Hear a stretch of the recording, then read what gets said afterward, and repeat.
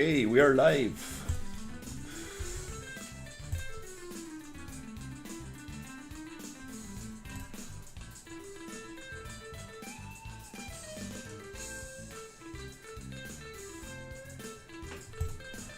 Wow, okay, this is part number 98. Okay, almost getting to 100. 100 streams of Sci Wars.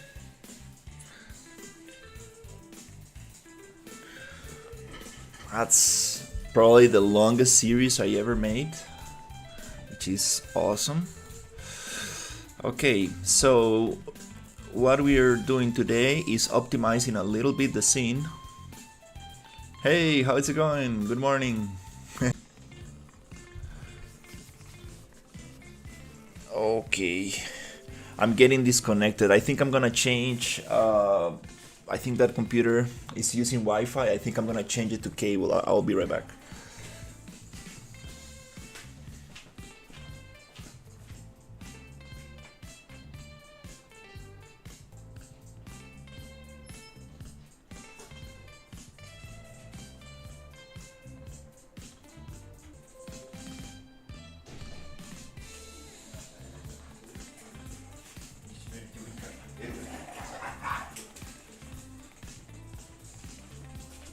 Okay.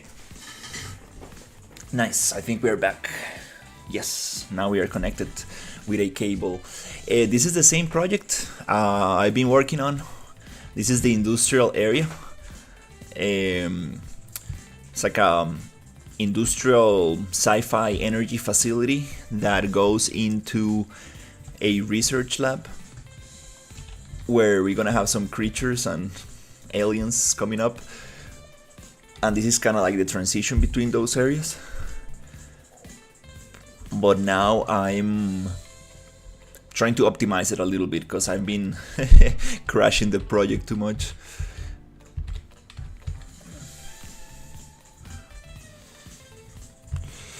Yeah, I like the Forever Winter. I like Warhammer 40k. What else? I've been playing.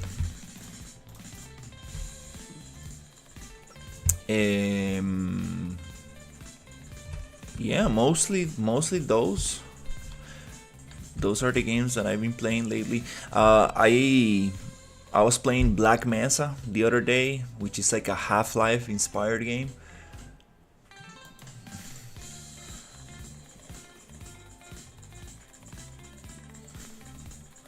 Now we're gonna push all of this into a data layer.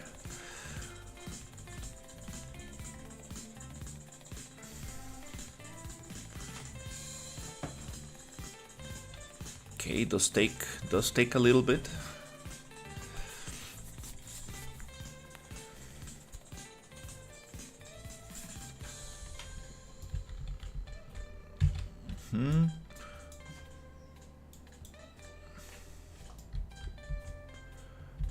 We don't want the floor to be there.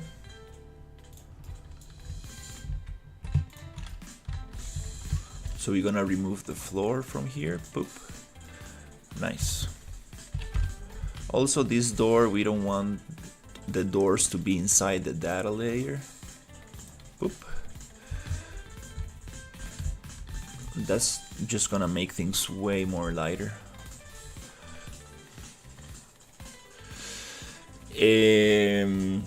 A lot.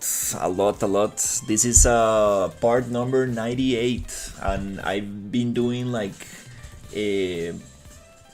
4-hour streams, sometimes longer, sometimes shorter. Hey Mayank, how is it going?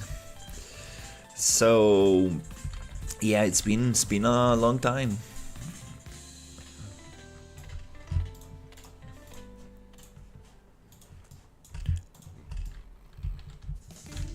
Initially I was working like in a open world kind of environment, which I do have saved in my in another project, but then I wanted to make like an interior area to actually test all the enemies and everything. So I'm trying to finish this one and see how much can I push it. Awesome.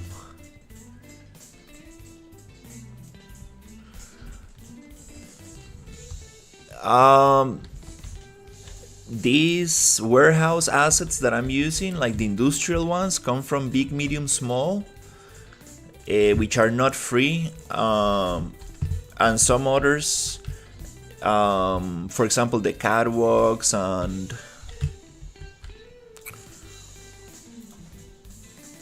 the pipes and cables. Some of these are also paid. I got them during a sale.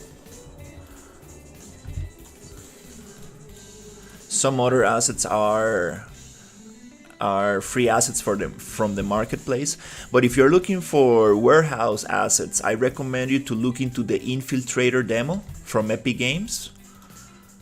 It's a super awesome sci-fi environment where you can get a lot of free assets that look very similar to this. I'm actually gonna use that for the project.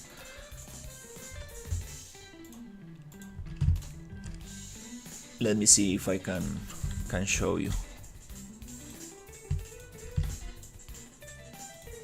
Okay, we got another room cleared. Nice. Now we're gonna go with the area number 3 right here.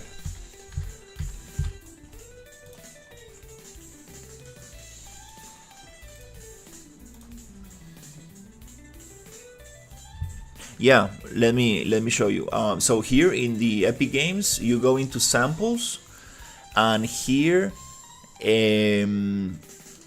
I think they changed it. You can go into your library, and you should be able to find Infiltrator demo. This is the one. Let me write it in the chat. This is awesome. Like, it has like so much stuff.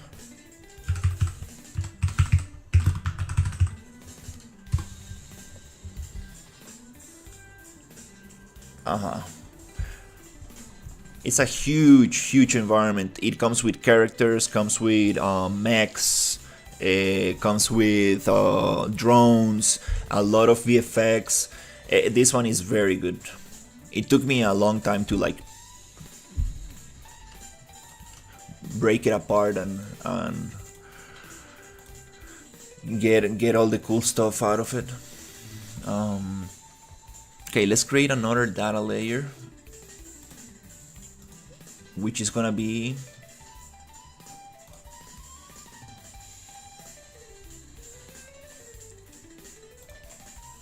area number 3.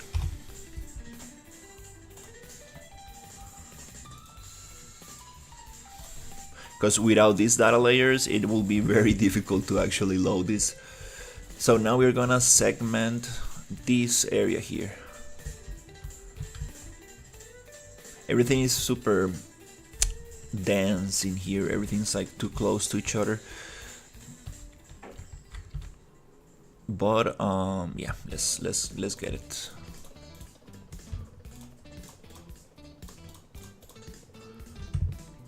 Basically, I want to get everything but the walls.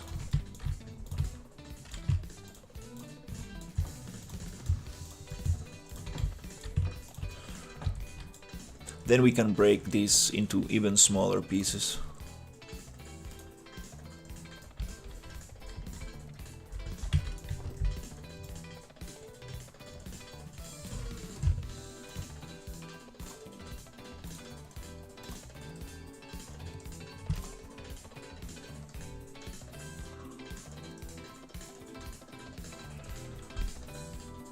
Need to be careful because some of these pipes actually continue to the other side.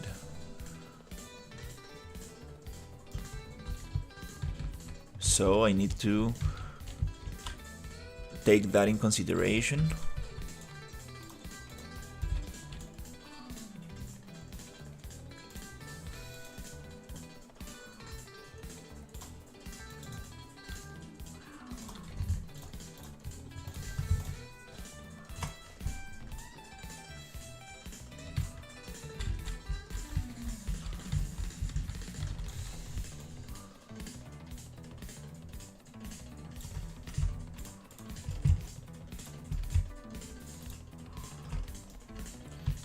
Yeah.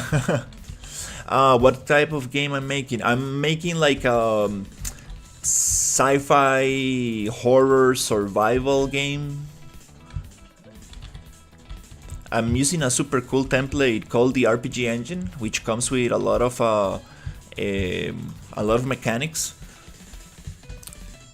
So I'm making making an environment to see how much how dense can I make it. Like I really want to make like a visually stunning game, like graphically very heavy graphically. So I'm testing how much can I push it. Like the main goal of the project is to achieve like a very cool environment, and then have some mechanics to it.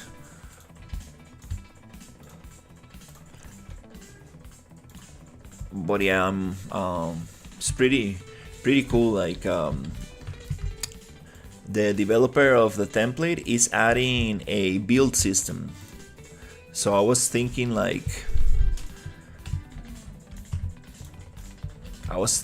on, gathering resources, building a base, and like surviving like different enemies at night. So you have like some time, like the daytime to build and then the nighttime to defend. That could be interesting. Okay, all of these. You see, no, this one is not part of this one. Go here, boop.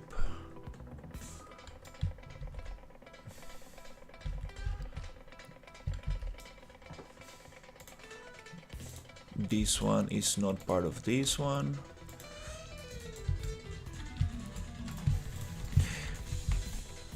It's good that I'm doing this now, because it will get very complex.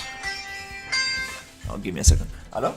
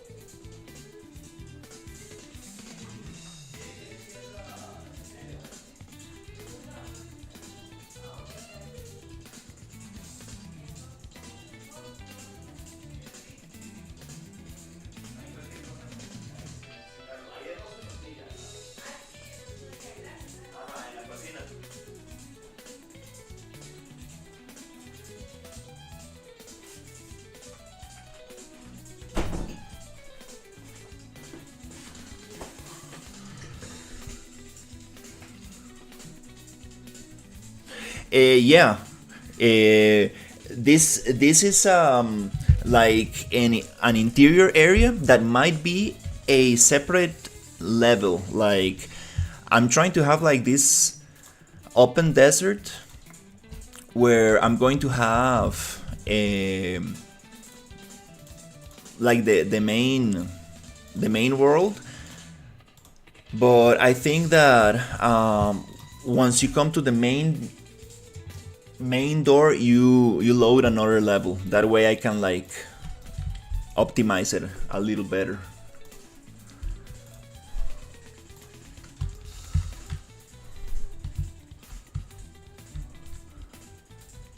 Because the idea is to have like a open desert with dunes and mountains and stuff. I want to make like a mech, kind of like a graveyard, kind of like scrapyard. But I also want to have like missions where you go into like these more tight interior spaces. So that's the thing.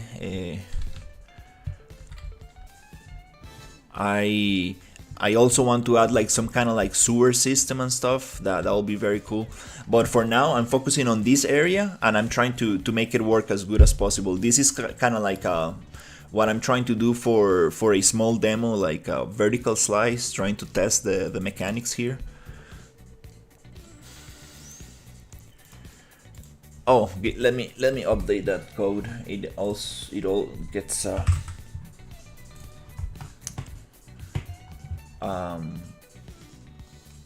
I need to keep updating it. I think it lasts like a couple of days.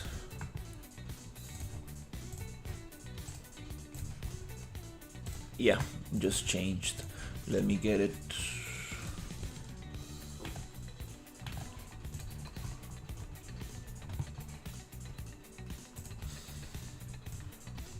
Okay, the code is now updated in one stream and in the other.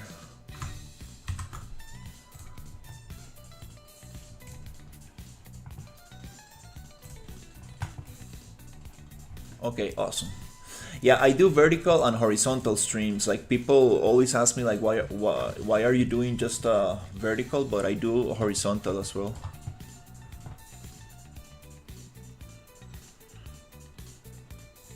Hey, how's it going, Bilge? The Pyramid of Giza. Maybe if you can make it like sci-fi, that could be nice.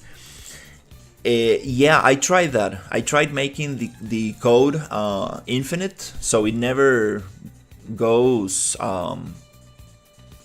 void, let's say, but it's unfortunately it stopped working for some reason.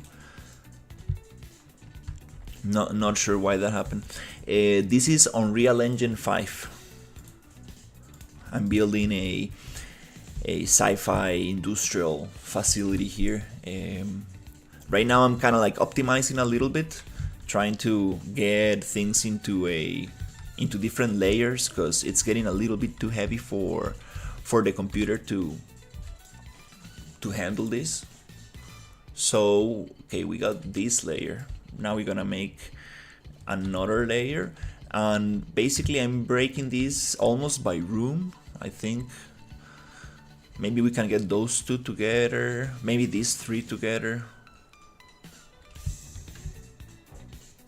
That way it's gonna be a little bit easier to load and unload things, because the idea is that when you open a door, you unload what's behind you and you load what's in front.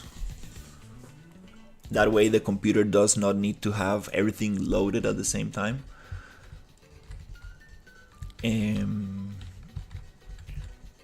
Okay, yeah, let's get these three rooms together. Actually, we could probably get, yeah, let's do less pieces. So I'm gonna push them into area 3 as well. Right here.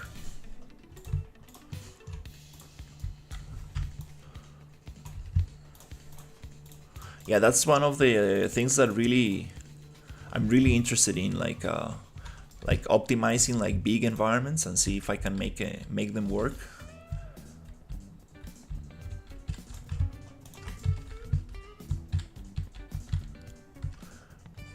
Very, very detailed environments. I'm trying to go for something like the Forever Winter, like in the amount of detail.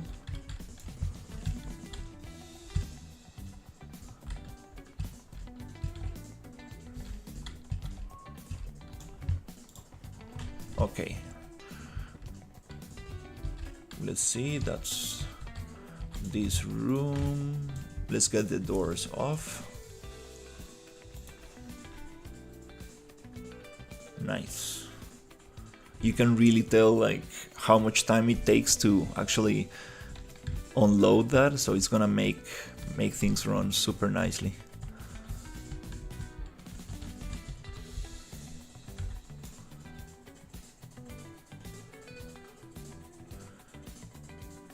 Yeah, I'm building a small game, trying to make like some kind of like survival horror shooter. Um, but the main goal is to make a very cool environment and make it run at least at 30 frames per second, hopefully more. Yeah, data tables are pretty simple. To be honest, they work with world partition, and they're like Photoshop layers kind of thing. You create a data layer, then you assign assets to it, and then you can basically unload it or activate it. And you can make it so, for example, when a character opens a door, it loads one data layer and unloads another. That way you can like decide what you want to load in each part of the game. Definitely, it's not as simple as that, because this is like a co-op template, so I will need to test it a lot to see how it works with multiple players.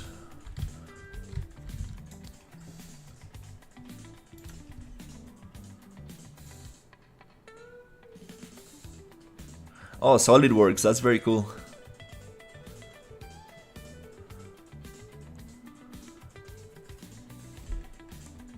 Yeah, I'm going full. Yeah, I'm going hardcore with details. Like I'm trying to really push it visually. I'm really wanna go. Like this feels very empty now, but I'm really trying to push the details as much as possible. Wanna see how much can I push it. That's the thing. These assets are not they're not spatially loaded, meaning that if I get far away from them in game, they disappear because of world partition. But since this space is too crowded, I need to use data layers to tell world partition like, no, I don't want these things loaded, even though they're close to me. For example, the landscape, I think it's gonna be spatially loaded, so no matter how far it is, you will still be able to see the hills. But it's gonna be a nanite landscape, so the hills that are very far away are going to be very low poly. The good thing about nanite is that you get this seamless transition between low poly and high poly. I think that's the coolest thing about nanite.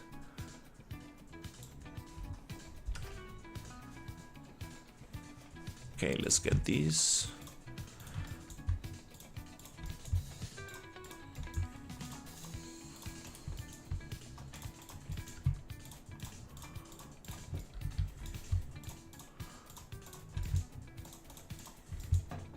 Yeah, I really like world building and stuff, but it's time to try to push this as fast as possible, so I can actually start doing the hard part of things, which is actually getting the enemies to work properly and thinking about resource management. How many bullets are you going to be able to find? How much damage the weapons are going to do, and all that cool stuff that actually makes the game. Let's see. Okay.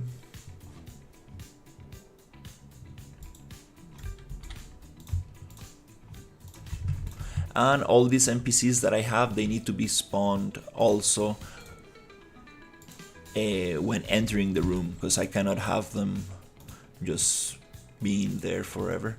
I mean, being loaded in memory. That really takes a lot of resources.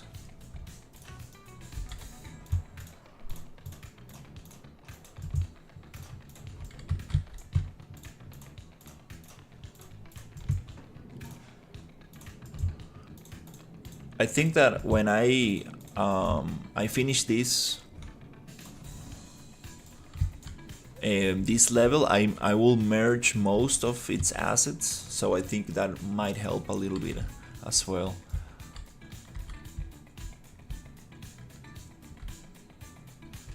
For example, all these walls can be just one mesh.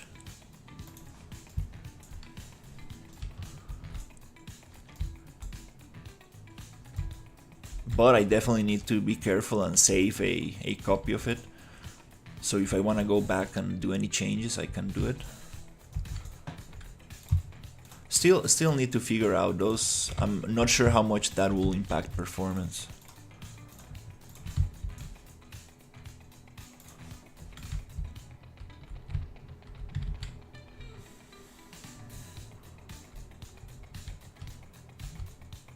Oh, okay, yeah. I'm gonna get these two rooms as well, and then we can do another data layer for these ones.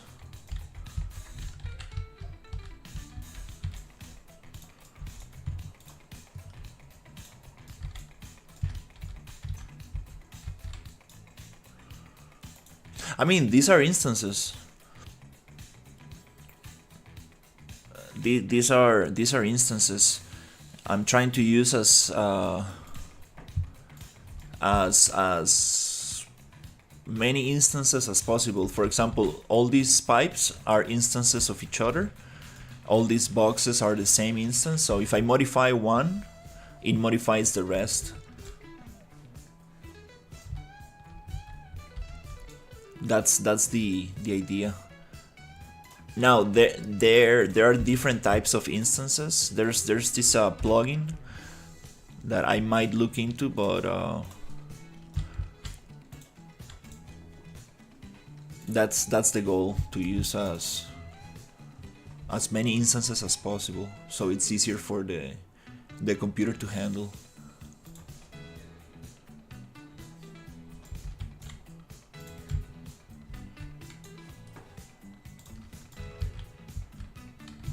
Okay, let's get these pipes.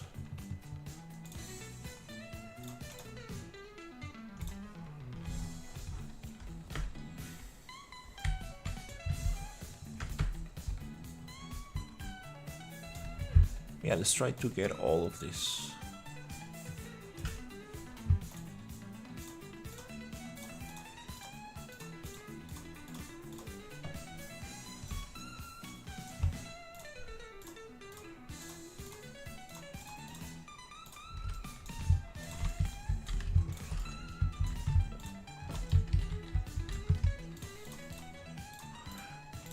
This is awesome because now I will have everything organized a little bit better.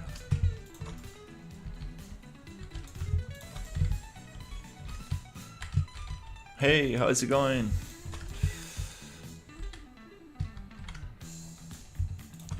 I'm optimizing a little bit the scene,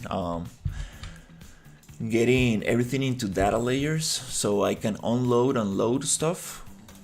That way it's gonna be a little bit easier for the computer, because I've been getting a lot of crashes lately. Now things are getting a little bit heavier. But that's when data layers come to save the day.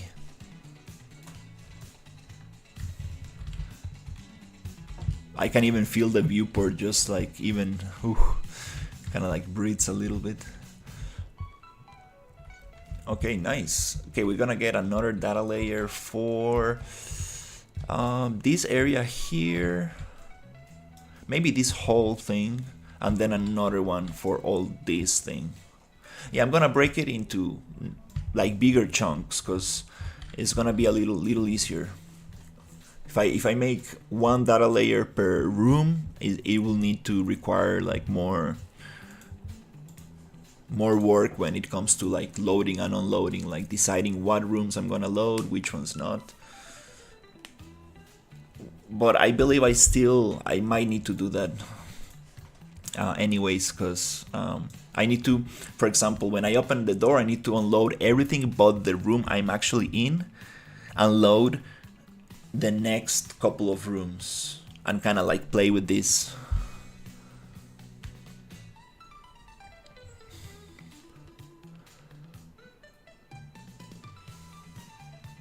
How many years have I been doing this? I'm a 3D generalist. I started studying 3D when in 2014. So it's been more like it's been like around 10 years kind of thing. Can you write here? My English is a bit low. Well, the problem is that I'm streaming on my other computer, so writing is a little bit difficult since I'm working on this computer.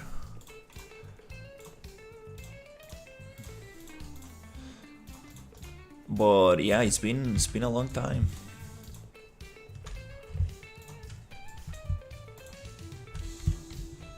Okay, let's see.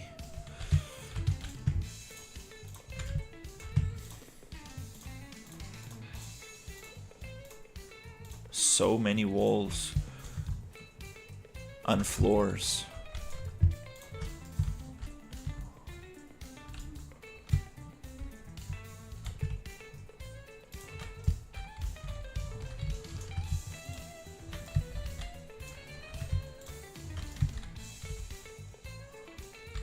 It's kind of hard to know what's selected, but I think I got most of it. And this one goes to another data layer. This is gonna be data layer number 4. Industrial facility area 4. Now here we're gonna add all of this to number 4. And that's gonna make it nice. 2 years in. That's very good. Oh, that's gonna make it way lighter. I can even feel it in the viewport. It's like, oh, nice. I also need to verify that all my assets are nanite, because I know not all of them are. When your assets are a little bit low poly, it's not a good idea to make them nanite. Only for higher poly assets.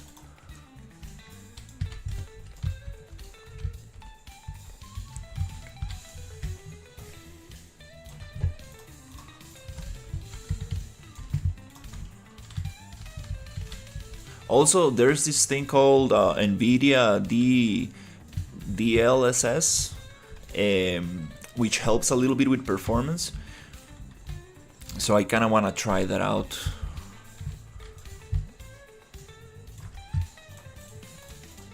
To see if it actually improves performance.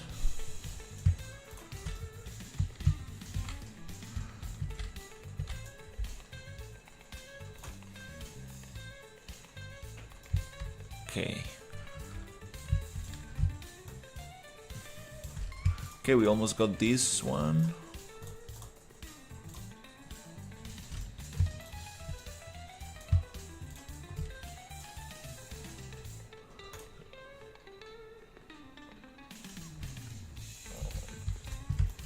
Okay.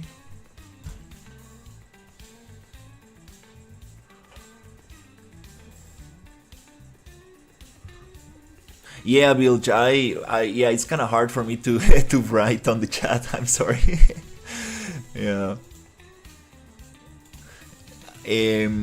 Yeah, that's AI generated frames, which causes some glitchiness, some AI hallucination. So I'm not sure about it, but I kind of want to try it to see what the results are and if it actually helps a lot or not.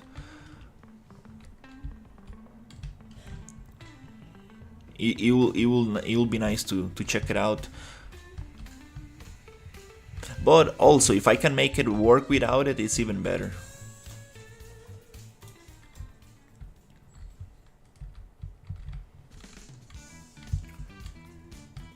Okay, let's get also these rooms here, and then we can get another one here.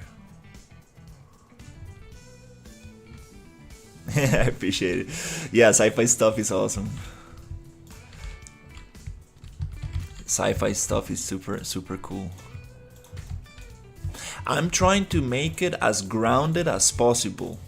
Like, I'm trying to not make it too futuristic. Like actually the outside of this base is going to be like super industrial, like kind of like a little bit military. I'm trying to be grounded in reality as much as possible. I'm going to have a couple of areas that are a little bit more high tech, but the idea is to be as grounded as possible. I think that gives it like a nicer. Oh, what happened here? Oh. Oh, what happened with these decals? Huh.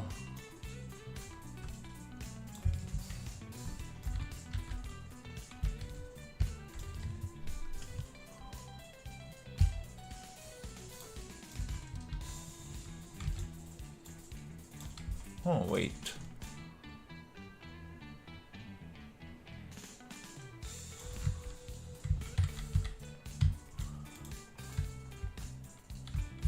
Oh, there's a gap in the floor. That's the problem. When you start actually moving stuff around, selecting a lot of stuff, you might move some things.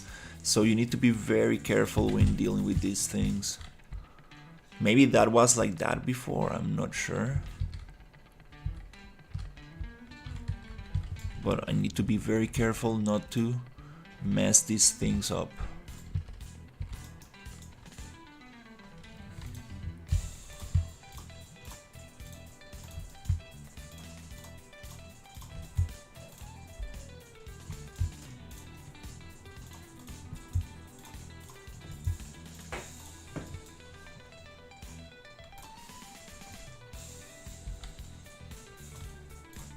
Okay, we got that.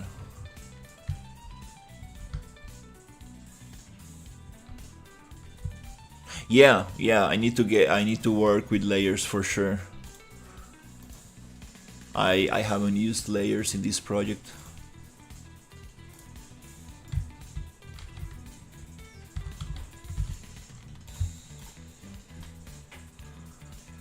But it's kind of like what I'm doing right now. Basically, data layers are layers.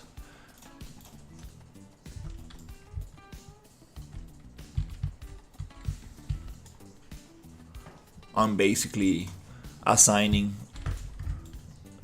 all these assets to different layers, so it will be way easier to select in the future. Kind of like organizing a little bit and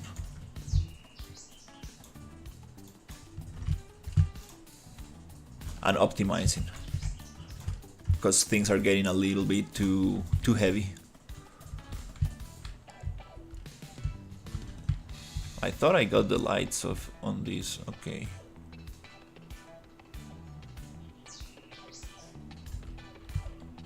Okay, let me check this. Oh, that's part of another one. Okay, so we need to select only this.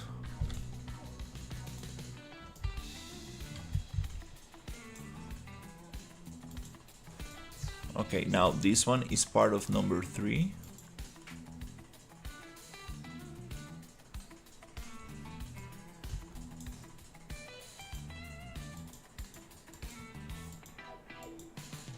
Okay.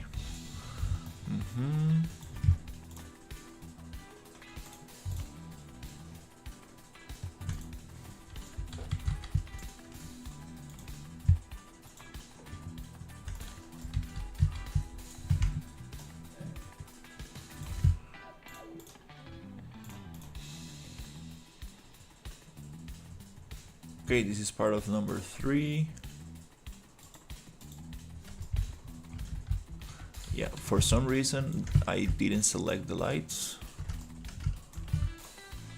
Okay, this goes here. Awesome.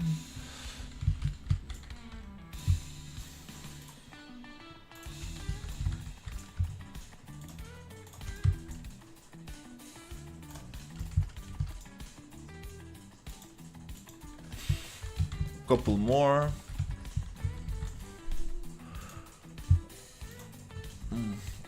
The sun is shining through the windows. The thing is that I have my camera attached to the window, so cannot really close the curtain.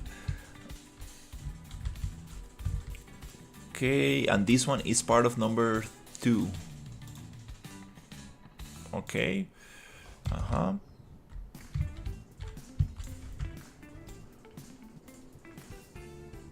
Awesome.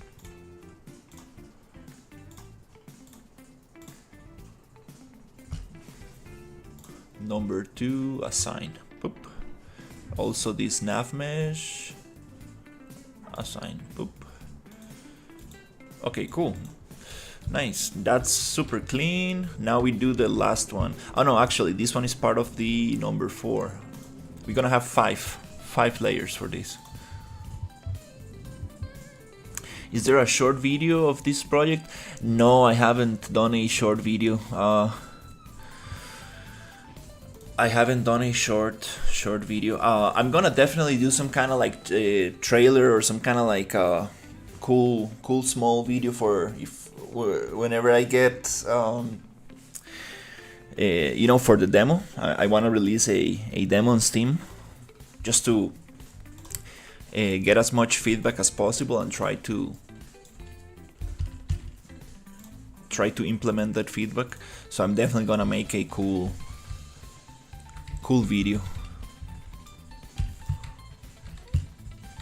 but mostly I do live streams. It's very kind of like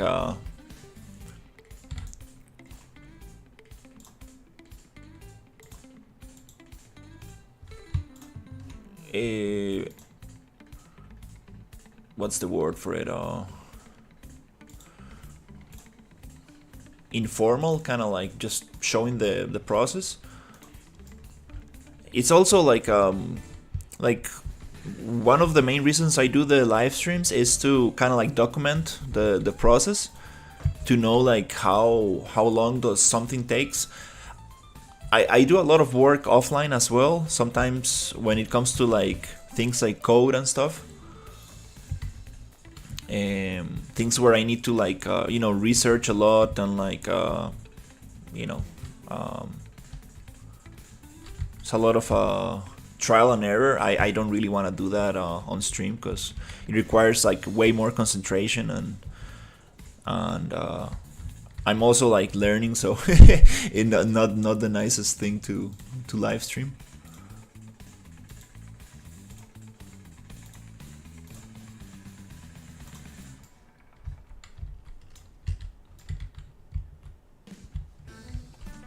Okay, I think we got everything super nicely. Whoop. Nice.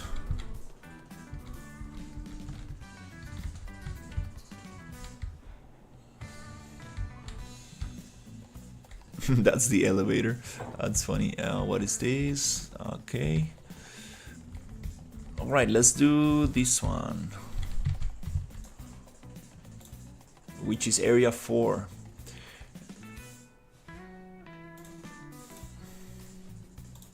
Okay, area 4 and 5, and now we can continue with the research facility without having any performance issues, because yeah, I was getting crazy crashes yesterday.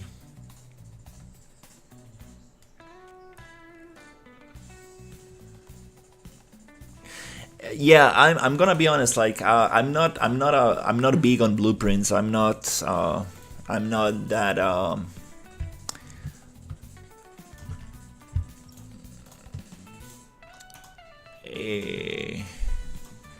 It's pretty hard to get things working. I sometimes do like it. I sometimes do like to go into the blueprinting, like the logic side of things, and I spend sometimes 2 days, 3 days to make something work, and it feels very good when you actually achieve you make it work and stuff. But the hardest thing for me is to spend like hours in like doing something, and you don't see any like visual progress of it. I mean, there is visual progress. When you're trying to make an elevator or a door open and stuff, it actually, like, you can see visual progress. But yeah, it's definitely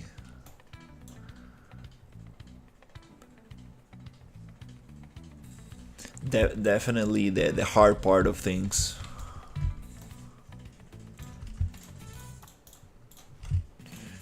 It everything has its difficulty for sure, like making environments, everything has its difficulty. For some people, like making, like, coding is the easiest part, but definitely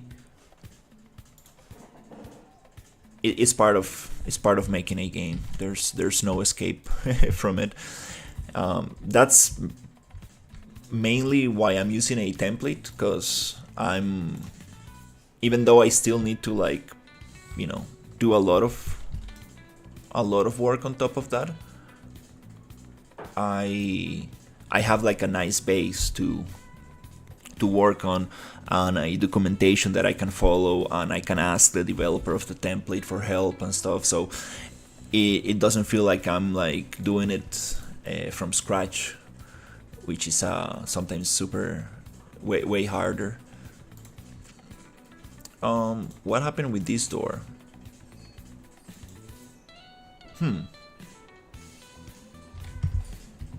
Okay. Okay, cool. We got that door. This door, it's not supposed to be in the data layer. Nice. Okay. Also, this door is not supposed to be in the data layer. Nice. Okay. Nice. We are almost there. Well, that was faster than I thought I was. Let's leave that cable for the next room.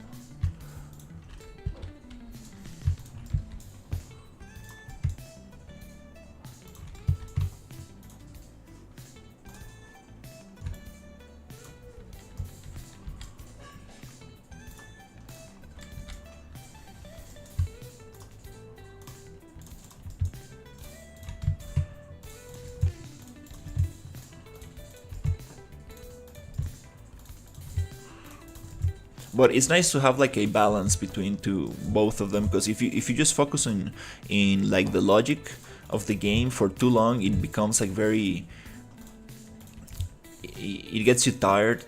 So it's nice to balance it with art and logic.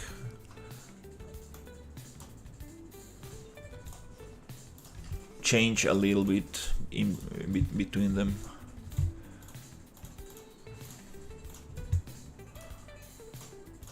I actually today I'm going to do some logic. There's some updates I need to implement. Okay, nice. I think we got that.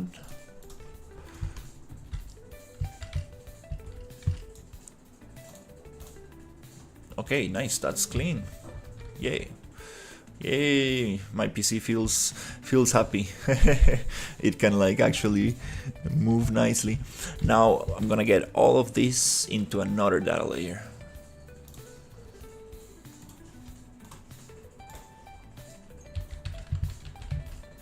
And then we can continue with the research lab.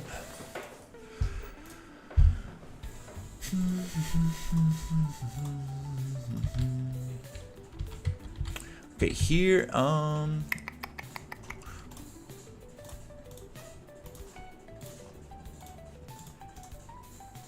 okay, let's create a new data layer, which is gonna be area 5.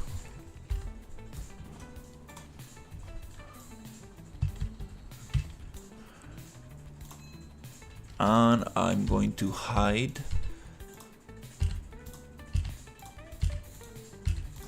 all the walls that I don't need.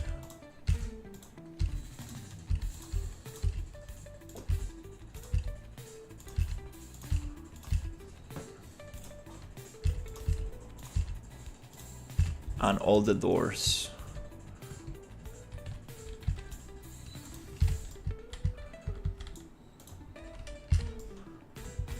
To make the selection a little bit easier.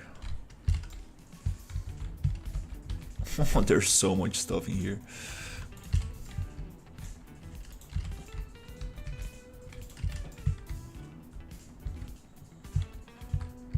Okay, I think that's it. These walls, I'm not. I might add the walls into the data layers later, but for now,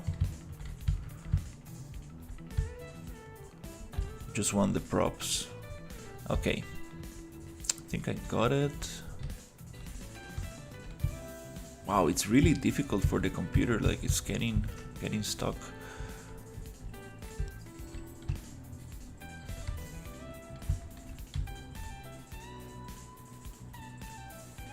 I might try to make these props nanite and see.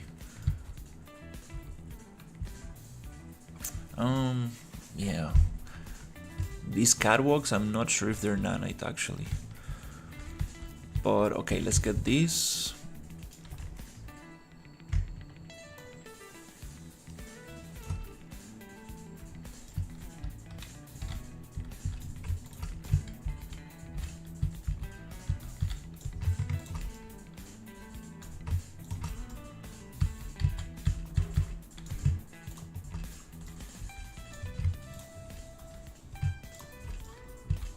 Okay.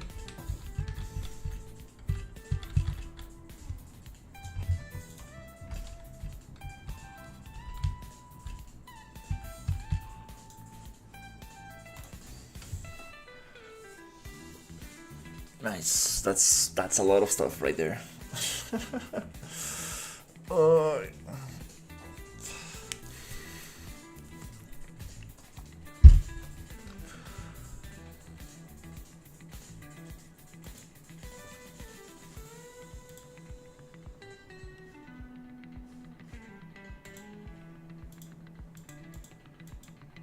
Okay, still got some stuff. Okay.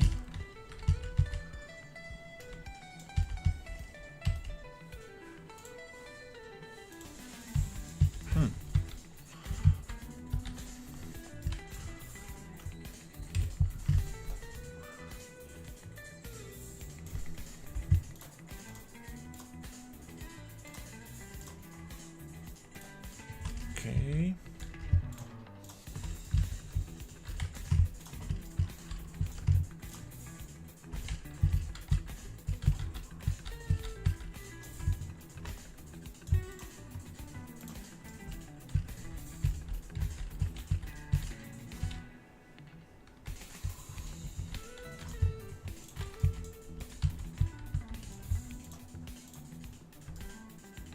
Okay, nice.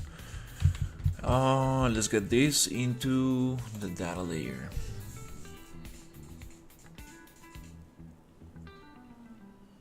Nice. I missed a couple of things there.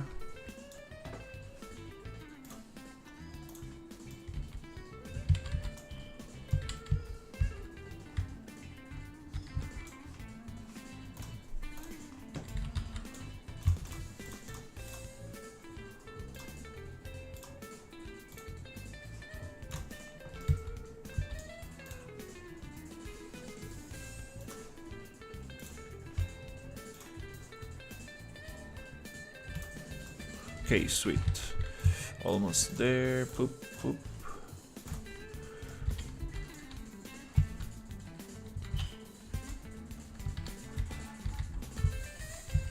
Got 2 pieces of wall that I don't need.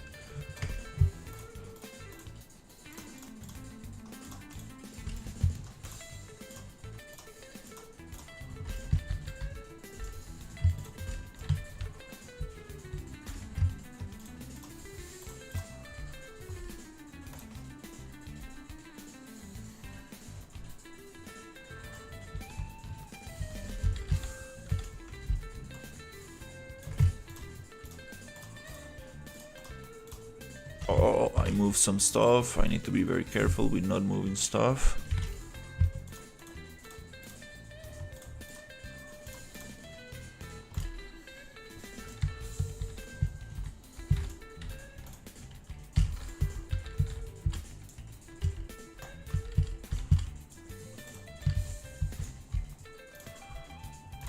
Nice. Okay, we got that.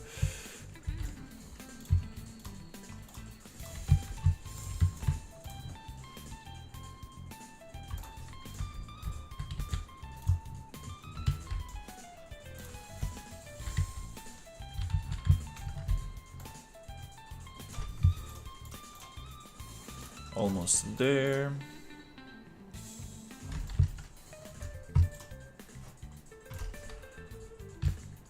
Okay, I got another wall.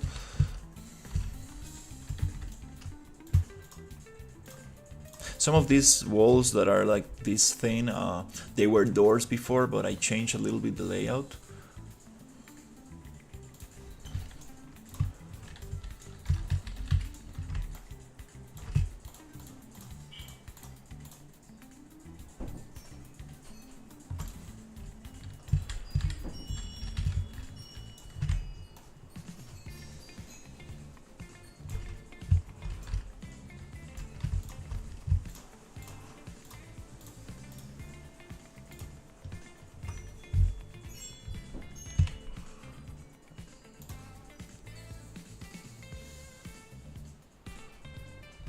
Nice.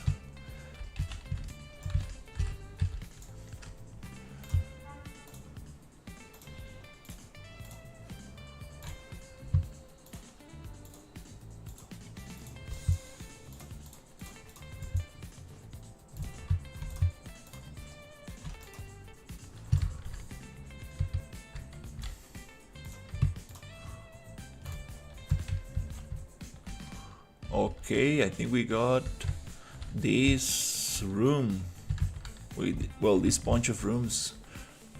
Nice. I can really feel the performance improving after I took like 1,000 assets off. Okay.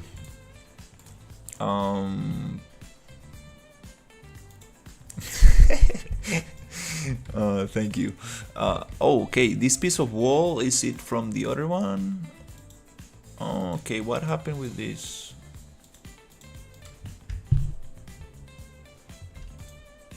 Oh, it's just hidden, okay.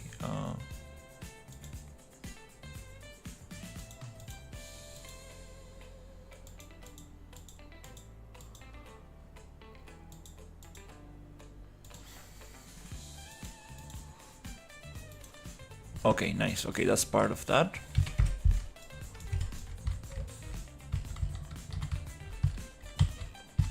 There was an exit to the bottom floor here, but I changed that. So here I'm going to remove that. Oop. Remove these. Oop. Okay.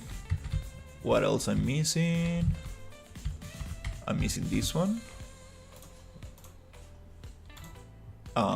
Bloop, bloop. Okay. Cool. Nice. Awesome. Now we can continue with the research facility here. Okay.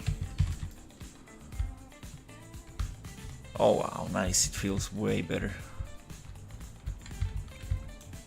Also, this texture that I'm using here, I need to change it because it's a layered texture and it's a little heavy for performance. I need to bake this into one layer. Maybe when it gets built into like an actual executable, like a game, all these layers get flattened into one layer. I kind of need to research that because the performance improves a lot when you actually make a build of the game. It's just totally different from the editor, absolutely different. So that also makes me very happy because sometimes you're playing in editor and it's like, oh my god, it's too slow. Okay, cool. Now we shouldn't have any issues. Loading the game. I I I got the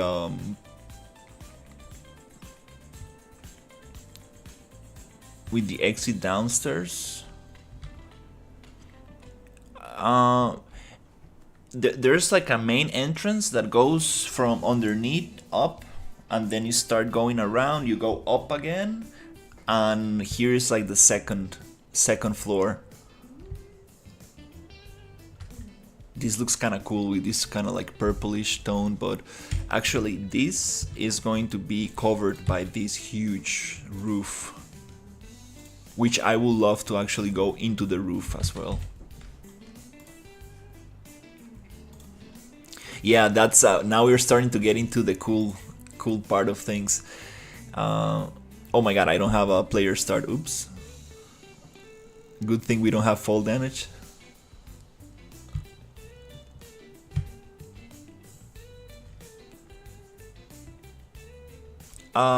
Wait, is this unloaded? Sorry, data layers, research facility activated. Okay.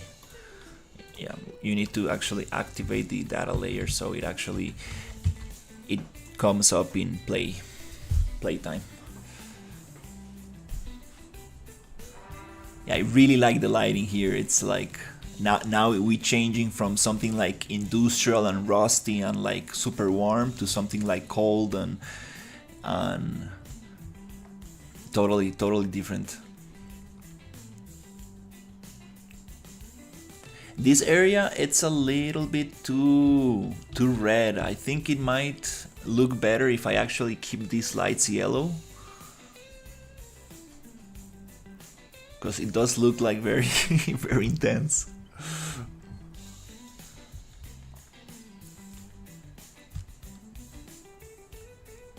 So here's like where the kind of like outbreak starts, and like all these creatures kind of like start taking over the lab. Here I want to have like all the guards that I had before kind of like messed up, and I need scientists. I need to have some cool scientists here.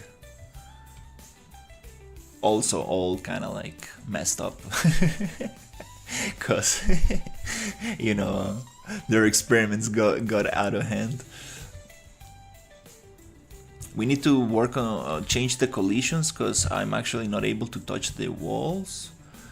And here we have this thing that goes out, but I think I'm gonna have it locked for now.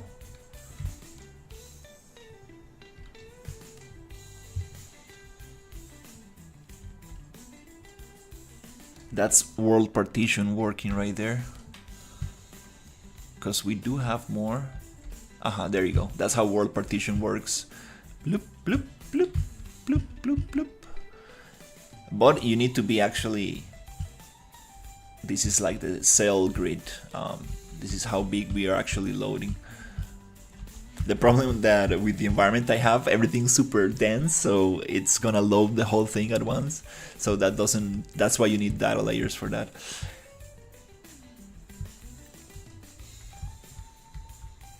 But I think I can make it.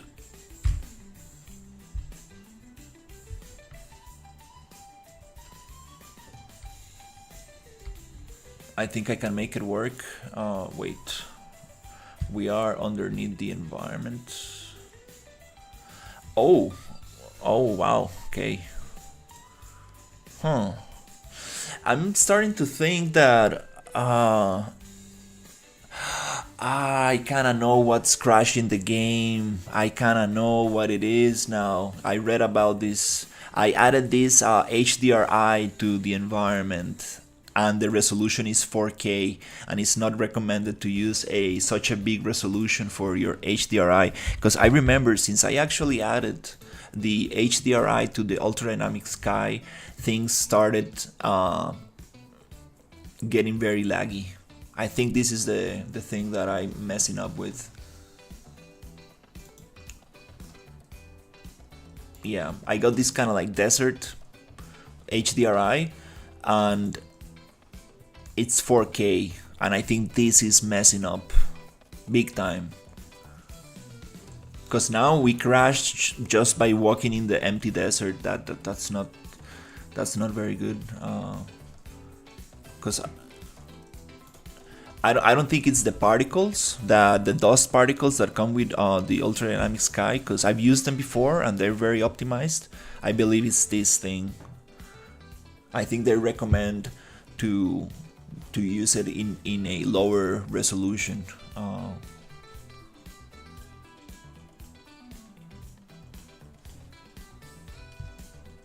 Because we already got rid of most of the thing, like, so don't crash again, come on.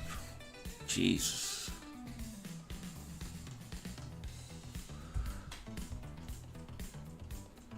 I believe it's the HDRI, so let's try to take it off and see.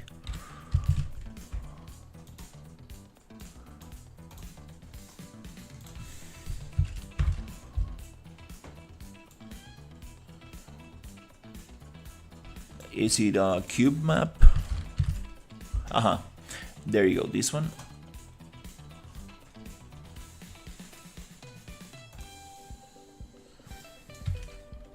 That really changes the look of things, for sure. But we're gonna work on that. Cube map with dynamic color tinting. We have capture based, which is not so nice. We have custom cube map, which is like the nicest, but we do need to have a small cube map. Let's see the resolution of this thing. Asset. Can I just open it and see? Oh yeah, there you go. It's a 512 by 256. Yeah, definitely a 4K cube map is not the way. Definitely, I think that's the recommended resolution, to be honest, because we are actually just getting color from it. We don't need to add more resolution.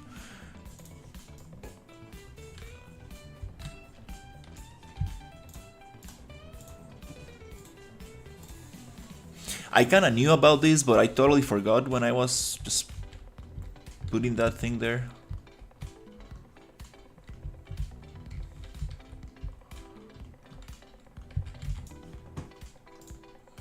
Now it should run way better. That's kind of funny. I kind of knew about this before, and I totally forgot.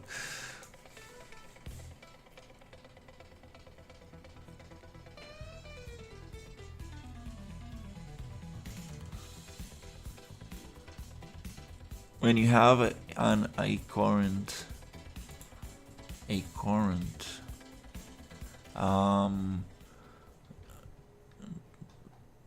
not sure what a current means. Oof, yeah, we're getting almost 90 frames per second. Nice. Yeah, this is a very simple environment, but nice. Yes, 90 frames per second. Almost 100.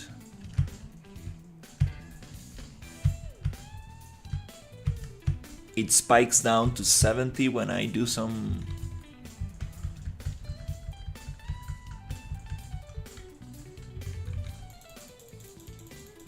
Yeah, almost 100, nice. Yeah, it was the cube map. That's why I was crashing with ray tracing, because it was trying to ray trace a 4K cube map into the environment, which had too much geometry. Okay, now things make sense. Nice. I was like, oh my god, I was getting scared. I was like, no. I'm sure I had more geometry in other maps, but this is nice, like almost 90. Hey Ninja, good morning. I just realized that using a 4K cube map in your ultra dynamic sky is a bad idea. Awesome. Okay, nice. Now we can continue with this area. So I'm starting to load the map into data layers, and I'm adding a basically a door where you load and unload stuff. And that's now I have this segmented, all this stuff segmented into data layers, which is awesome. It's gonna make things run super nicely. Yeah.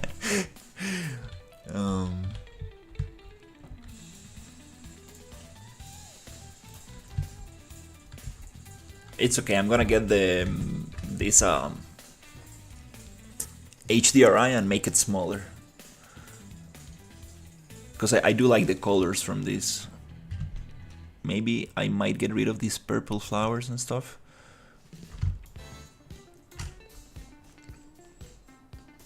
But very, very nice. Okay, so we got this thing here.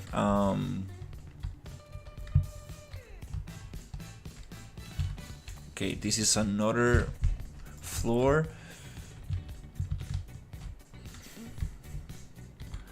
And I want this to be a little bit more of a maze. Kind of want to make since this area is too linear, I still want to like make a couple of connections and stuff, so you can go from room to room. But here I do want to make it more of a maze, so I'm gonna connect this one here and this one also here. So this is gonna be, you will have more possibilities to go around.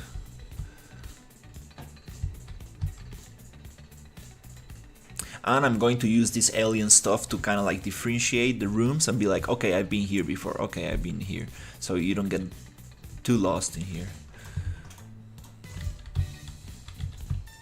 Also lighting, we can have like different kinds of lights.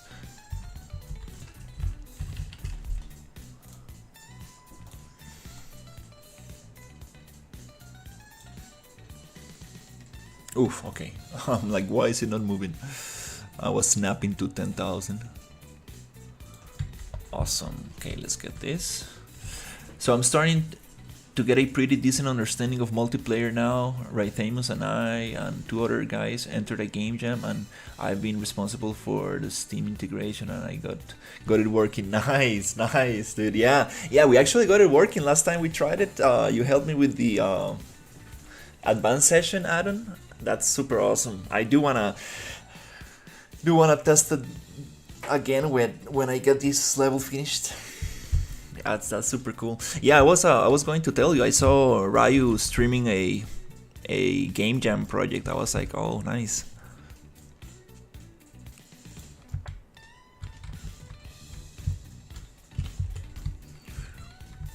Yeah, game jams are very, very cool. Like, I'm still very impressed with what Ryu did with the Fox game. Like, I'm like, that came out like in 2 weeks. Like, oh my god, like, seriously, like, I think that making smaller games is the way to go.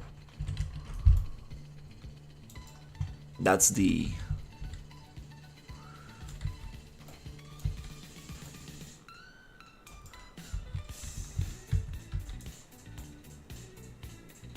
a great approach, because you can always make it bigger, right? But getting something small to work is the best.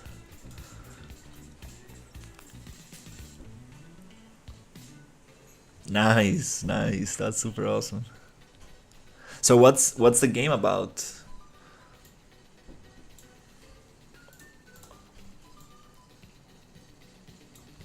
I haven't been able to see much.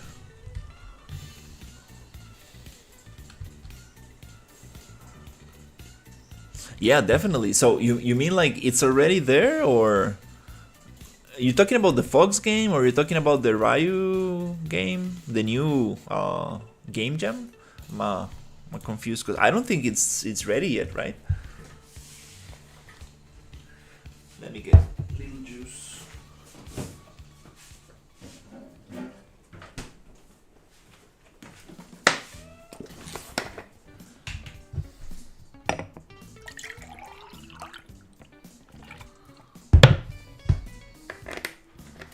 Nice, nice.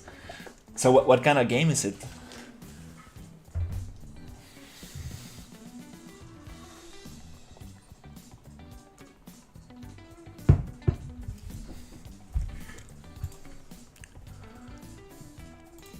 Nice, nice. Yeah, I think that you guys are still working on it. Like I saw Riot starting on it like a couple of days ago.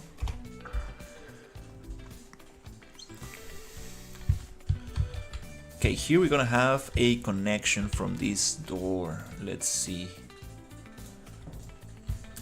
I don't want this kind of door. I want the open one, which is this one here.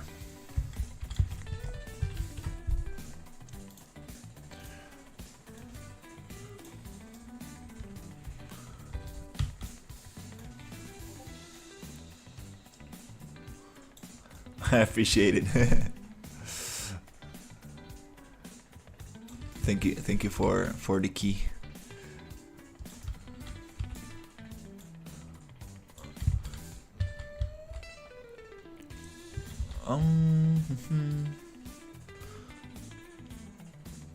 Okay, so to make this one match,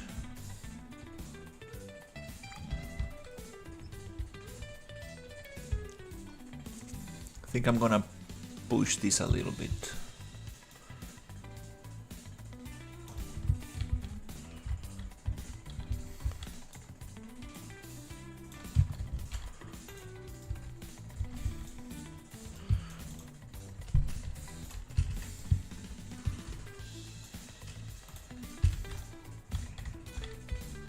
I'm gonna push this a little bit here.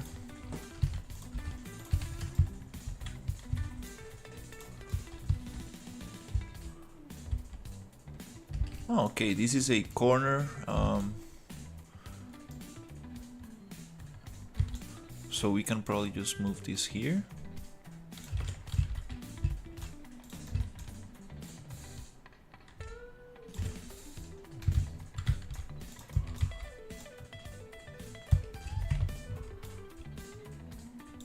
Those are a little bit too sharp. Not sure about these corners.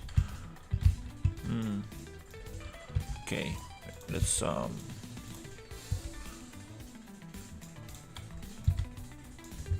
get this one here.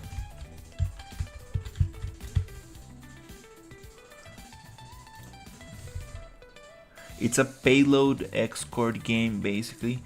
You escorted a hover wagon from point to point B while robots are attacking you. You can upgrade the wagon with turrets. Oh nice, like some kind of like tower defense. Well, it's not a tower defense because you're actually moving. It's kind of like opposite of tower defense.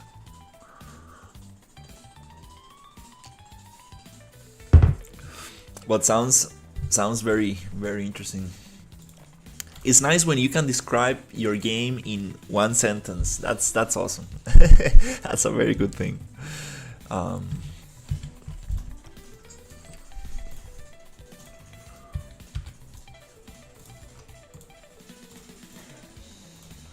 Okay, here we're gonna go into modeling, and let's see if we can actually push this a little bit with an extrusion. Extrude.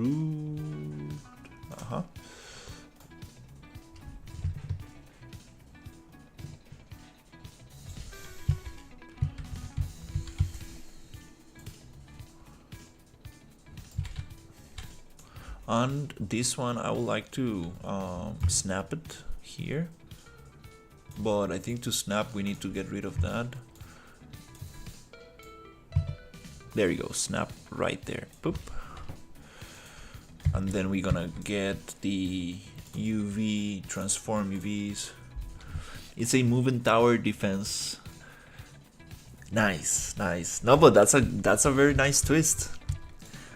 That's a very cool twist.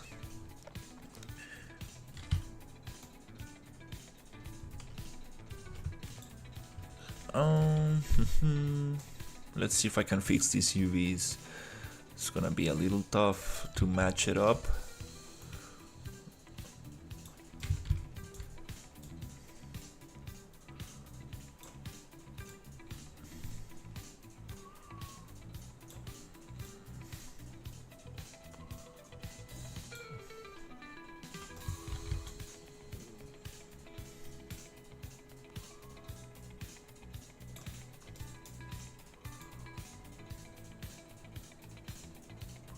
since the values get reset every time, I'm not sure which values I'm getting, but I think we can make it work like this maybe.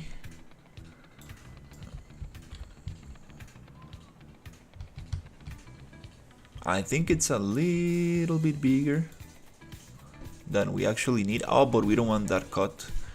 ¿Sí?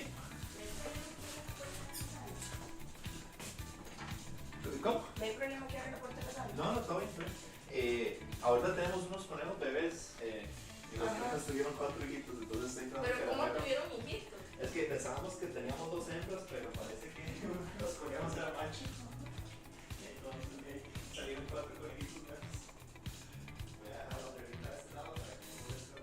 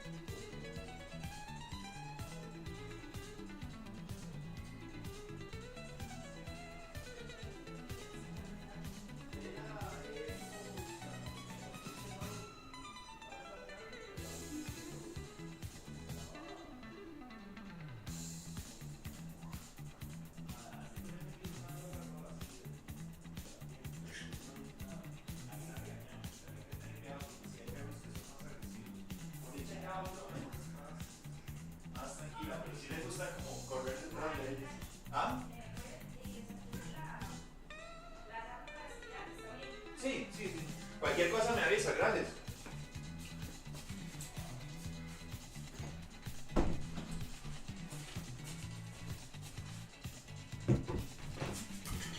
Sorry.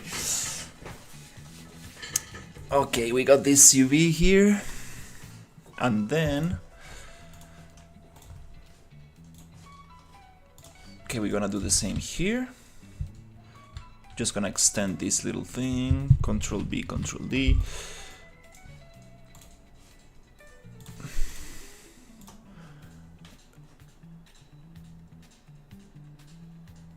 We can just move it, but I don't wanna mess this UV, so I'm just gonna do an extrusion.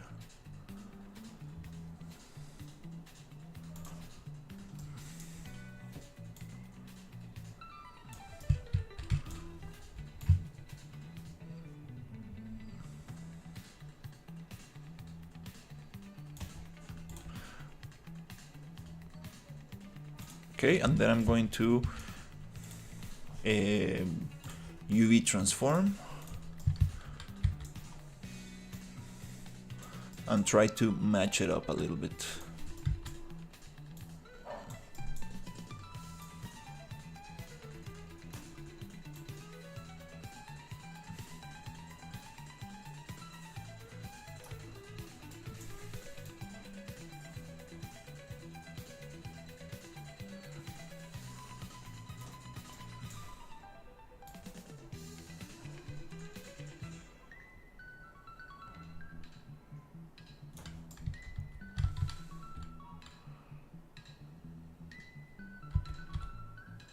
That's good enough. Then I'm gonna just push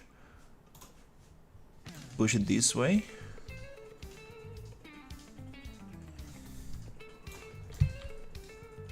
Okay, kind of works. Nice. Okay, need to do the same here. Just push it a little bit.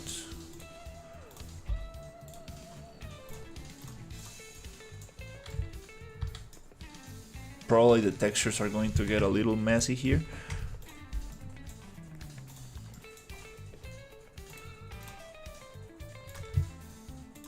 Oh, okay.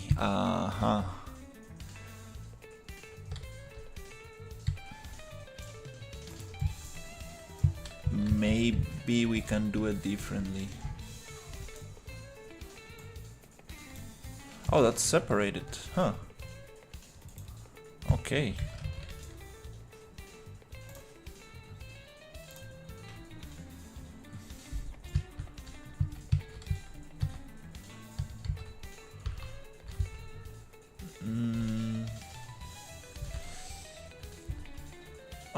Okay, well, I think in this case I'm just gonna stretch it and try to align the UVs a little bit.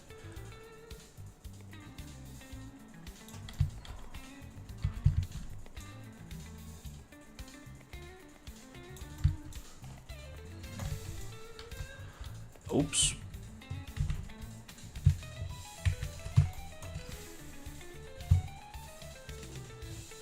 Nice. Control snap. So to snap it, you need to hold Control and then put your mouse on the surface that you want to snap to. That took me a while to understand because it's a little different from other programs.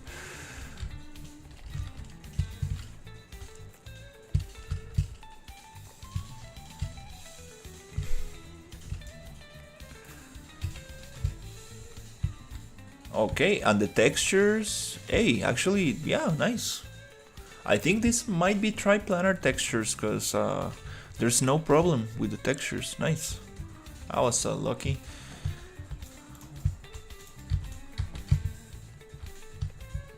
Oh, I don't want to modify this one because I don't want to modify it on the other side, so I'm gonna make a copy of this. And now we can actually modify it. Boop, boop, boop. Nice. That way we can have it nice in here.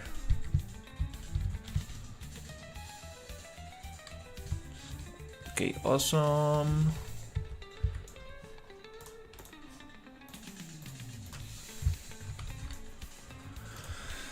Oh, so nice that I figured out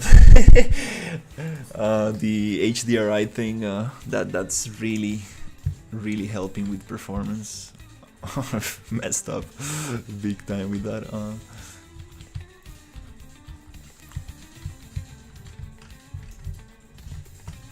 Okay. I wanna get more lights in here. For now I'm just gonna drop these lights like this, but it will be nice to add little actual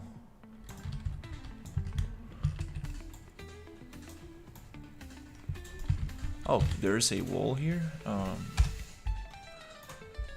Okay.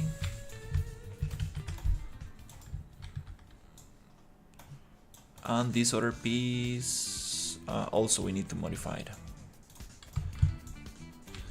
Yeah, unfortunately, I'm gonna have a couple of custom pieces because these modular assets are not meant to be used like this. But that's the good thing about modeling tools. You can really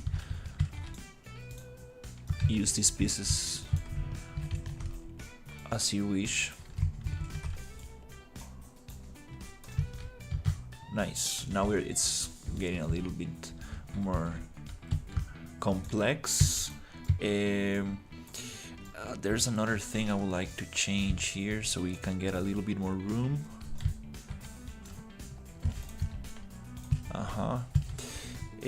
But first, let me get this one here.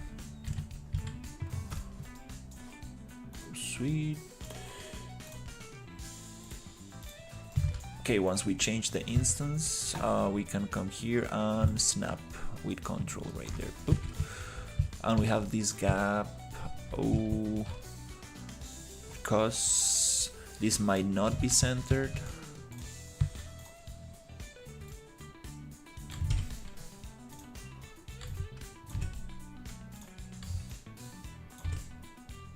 Oh wow, it needs to actually get.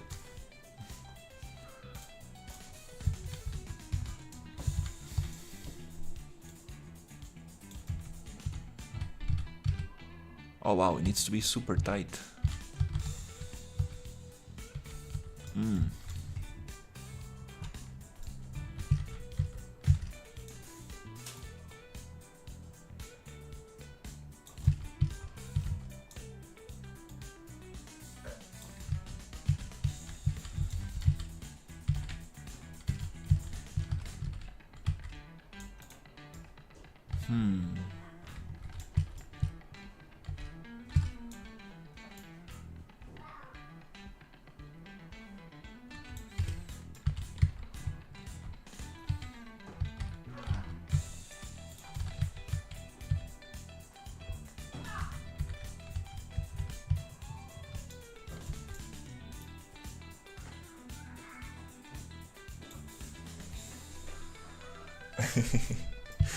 Okay,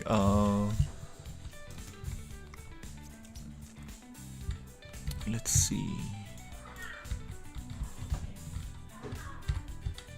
Okay, I think we can push it a little bit.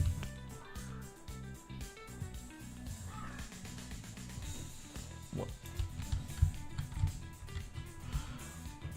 Okay.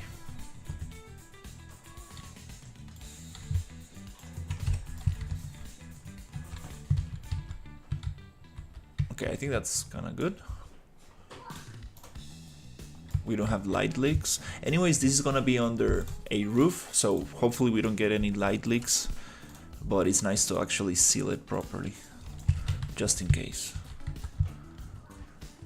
For example, this kind of structure won't be able to work very well outside with Lumen, because Lumen kind of gets through surfaces. But since it's gonna be here underground, it's gonna be okay. Just need to get this one to close in here. Nice.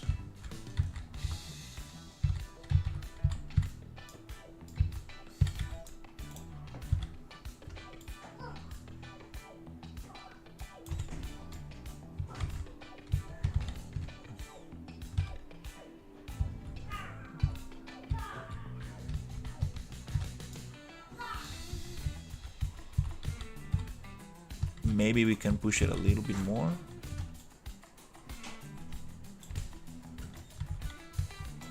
Yeah. Okay, that's cool.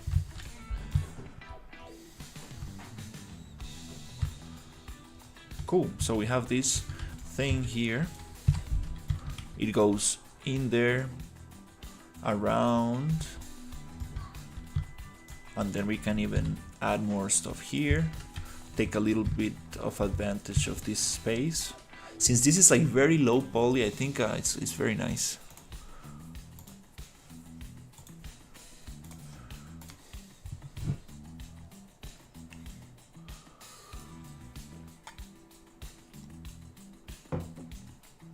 and then we are actually gonna go downstairs one floor to the, where is it, to this area.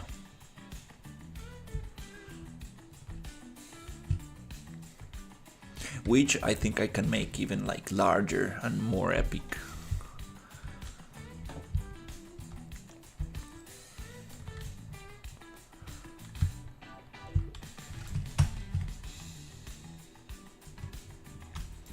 Let's see.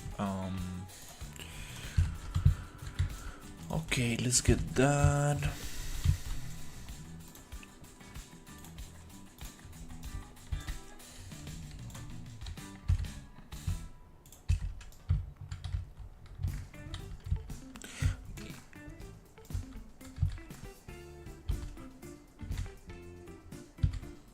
I think we can probably branch off here as well.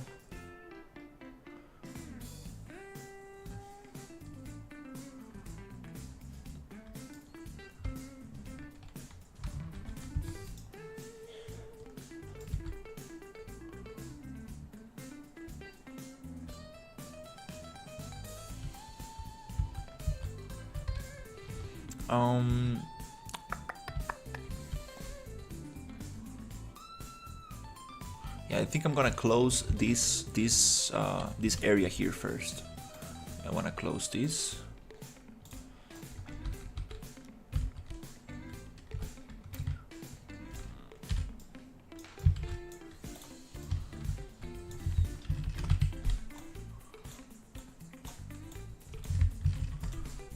And then we can continue.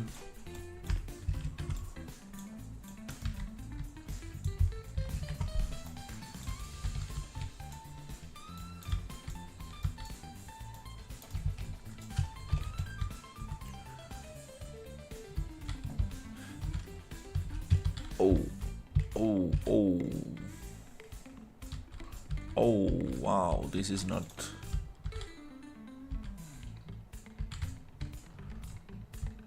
properly placed.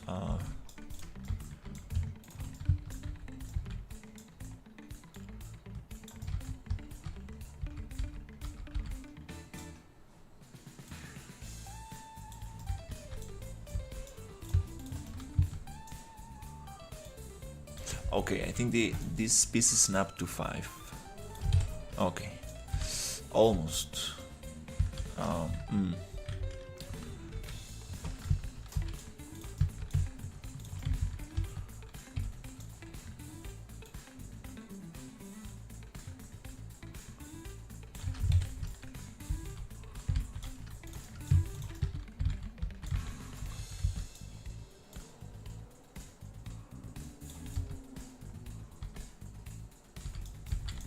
Okay, this one goes here.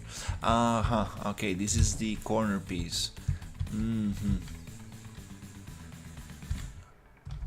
So, well, I think I might need to do another custom. Oh my god, this is not very modular, to be honest.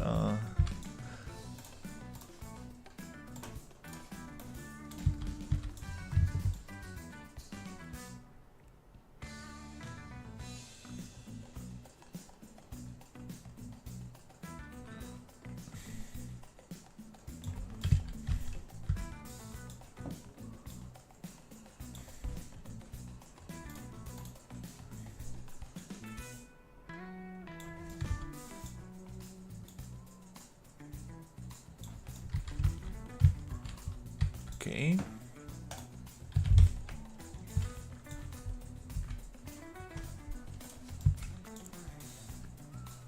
Maybe a little bit more.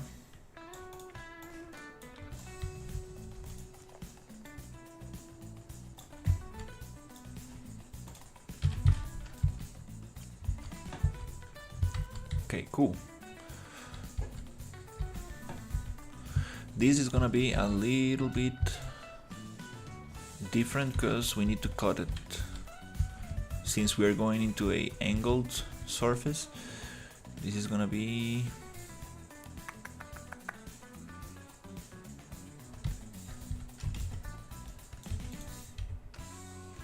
Actually, one way to do this is kind of like mirror this thing and kind of like just twist it until we get that. That might be a solution.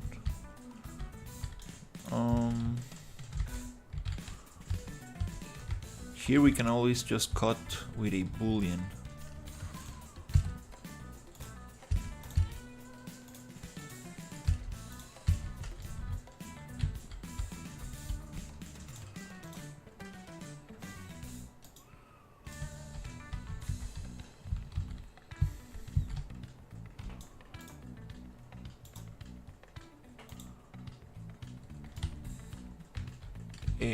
Okay.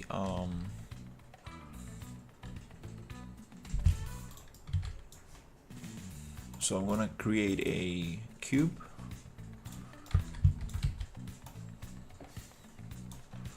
Just to cover this space. And I'm gonna push it a little bit into that other surface. I'm gonna grab 1 and 2 and model boolean, cut that out, and hopefully it's gonna get cut inside that surface, but we need to actually push it out a little so it actually touches there, right there, maybe a little more. Now, do we get any gaps? I don't think so. Oh, we're getting some stuff in here. So maybe we can make it a little bit wider. There you go, like this. So we cut all the rest. We don't want any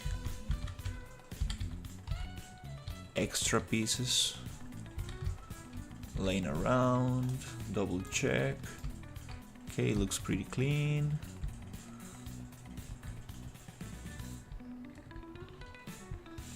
Okay, I think that works. The floor kind of connects right there. And let's go. Oop. Let's see what we end up with.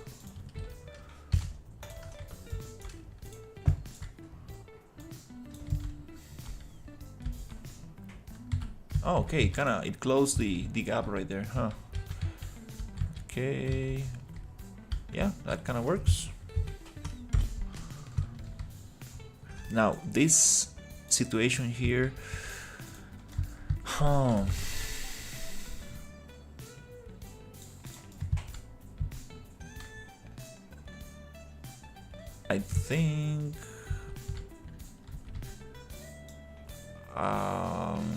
I think I might be able to do the same.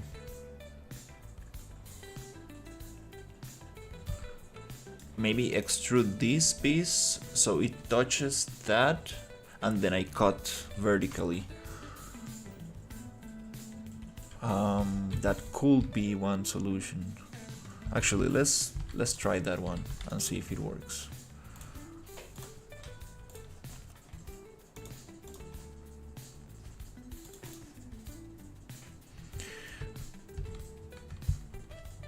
We have a lot of moving pieces here, and we have an angle, so I'm not sure if I will be able to. Nope, I'm not able to move in object orientation. Okay,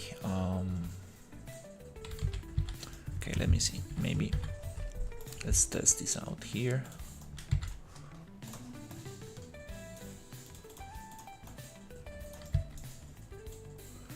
Does it match? No, it doesn't.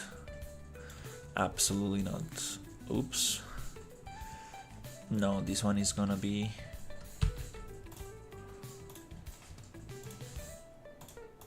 a little bit more difficult.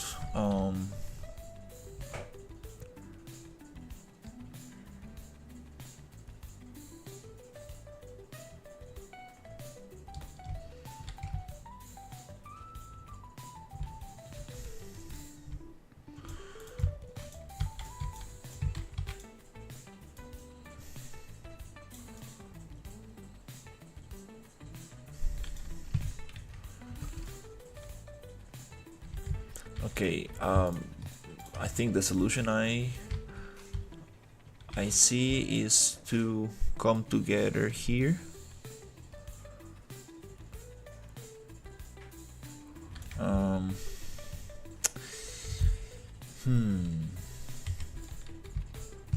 Okay, I'm just gonna make a copy of this. Actually, I make a copy of all this, the whole structure.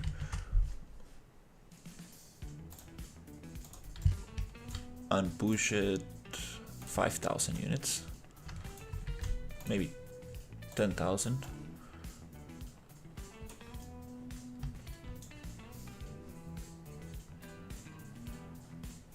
Oh, where is it? Yeah, somewhere there. So I have a backup.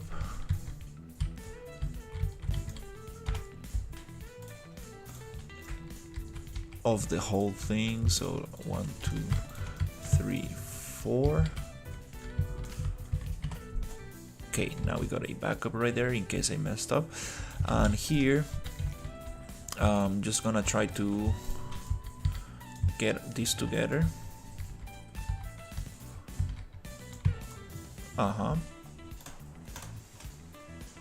New object combined.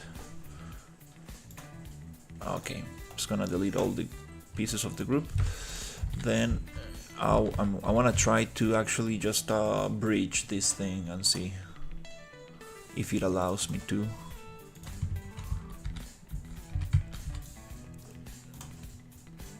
Okay, attributes, generate polygroups, find quads, model polyedit. Now we can get rid of these faces. These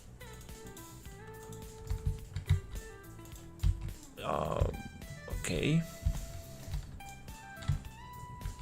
Hey, what?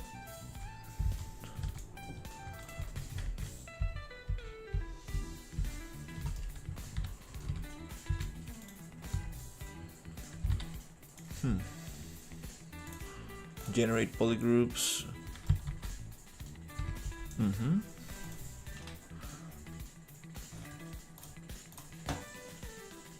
Model polyedit. Okay, let's get rid of that one. Let's get rid of this one.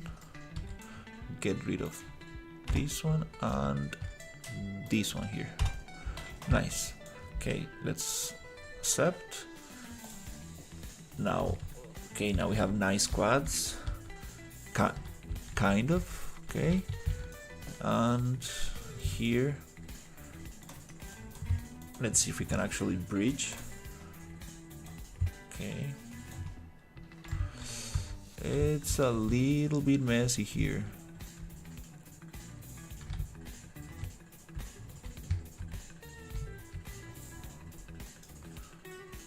Hey, how's it going? I'm working on a research facility and I'm trying to bridge like this kind of like sci-fi tunnel. Hey Adam, how's it going? And let's see if this works. Bridge.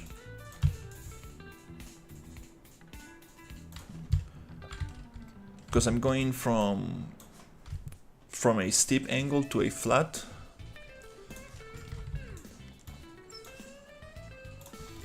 And this might be one solution.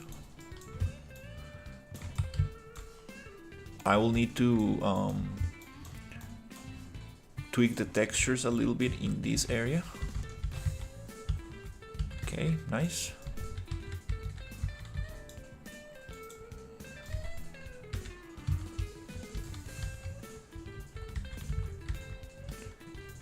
Trying to make sense of this panel here that has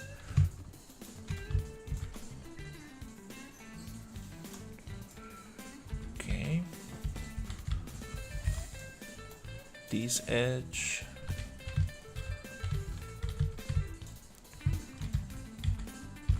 It's kind of hard to see which one is it. Bridge. Okay, nice. Then we get these two.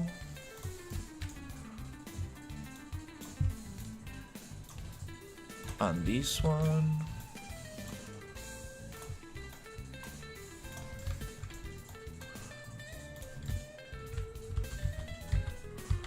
And we get this one here.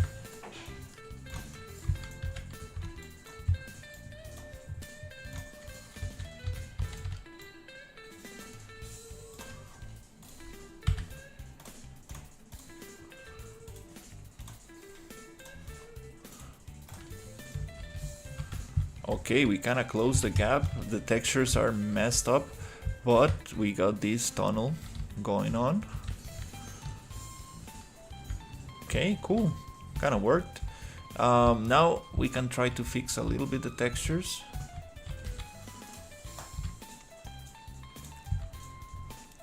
I'm gonna start with this one.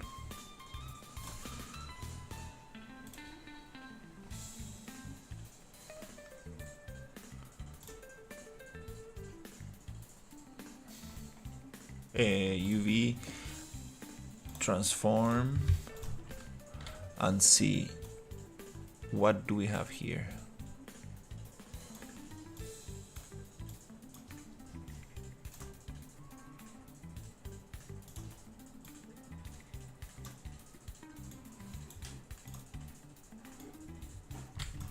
Oh, okay, I need to move them like this.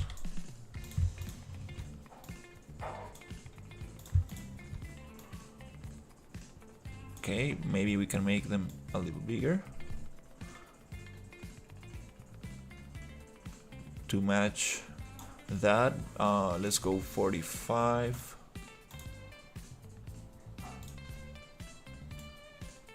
Okay, we're getting somewhere.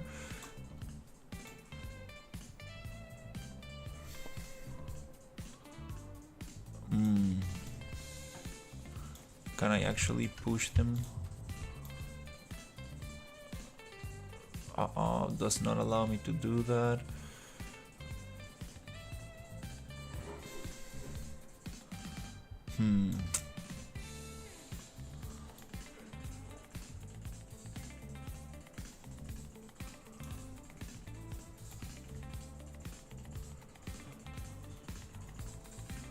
Okay, let's do it one by one.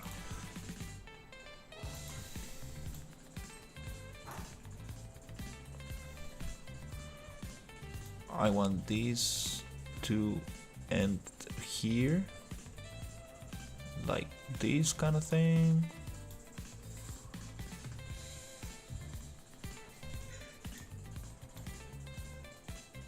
I'm gonna try to match the scale a little better.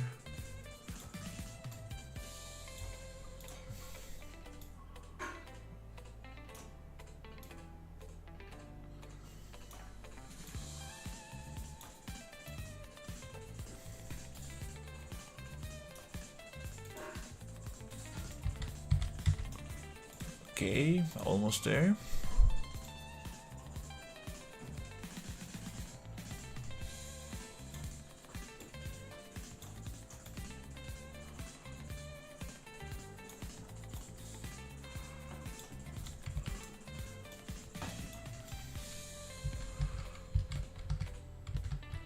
Oops.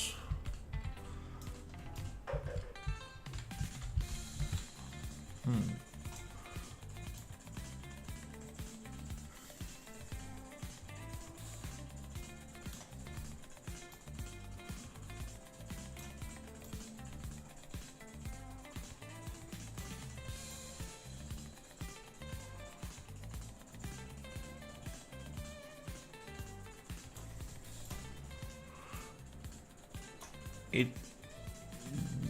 really doesn't matter.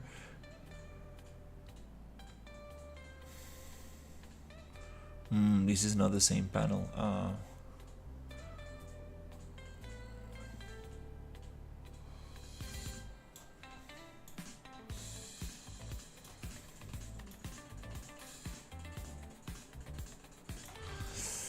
Yeah, well, they look a little different. but it's okay.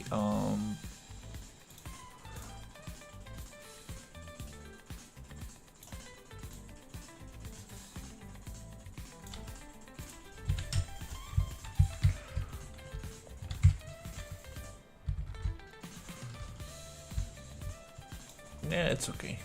With the with the darker lighting, it's not gonna look too different. Okay, we got we got these other panels, but I want to close this door here.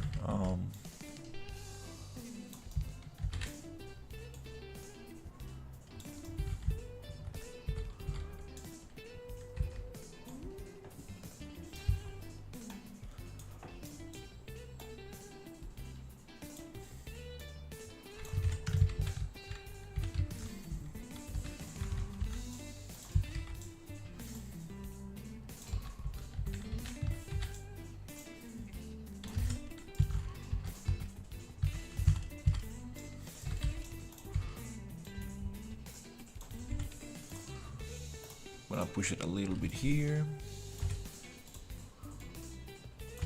Okay.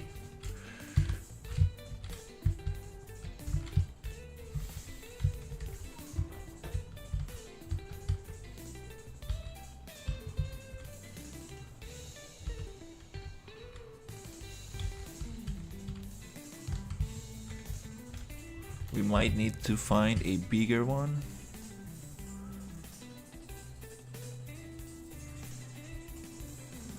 I think that I need this other one.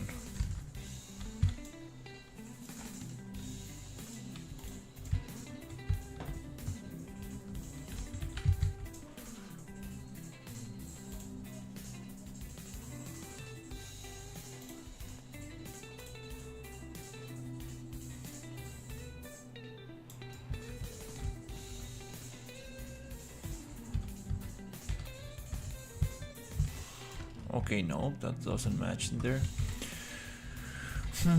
Okay, anyways, let's see.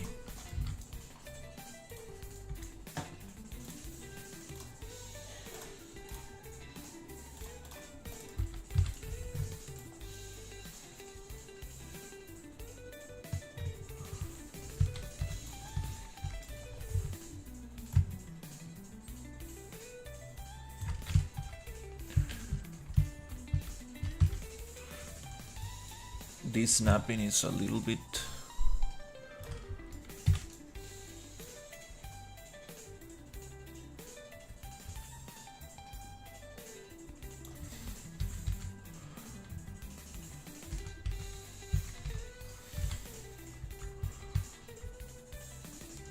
yeah, I might need to make a frame, or yeah, probably just gonna modify this door.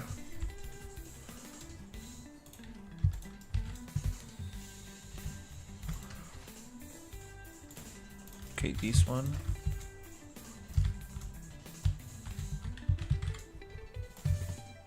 It goes right here. Nice. That was an easy snap.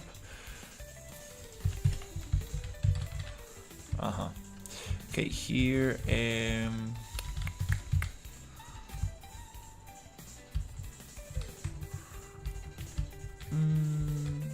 Yeah, I think I might just be able to make a copy of this.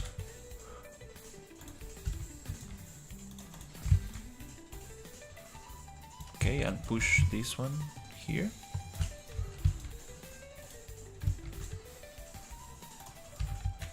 Unfortunately, the textures are gonna get stretched a little.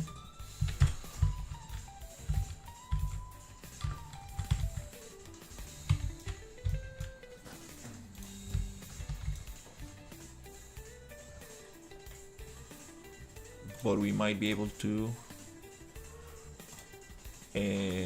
transform UVs and no, these are very specific textures.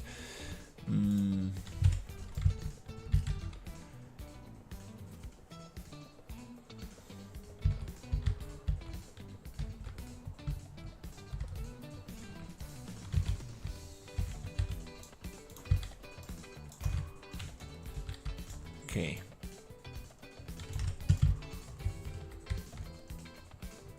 It doesn't look that bad. We can maybe change the textures later.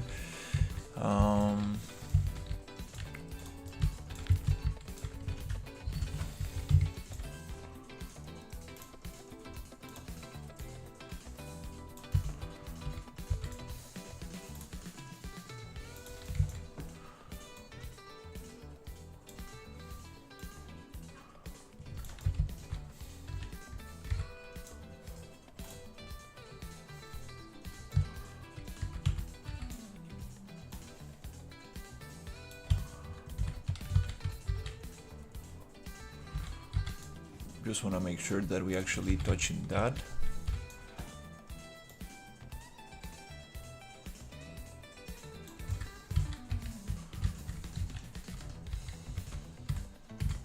I think we're touching that. Okay, and this one also needs to touch here.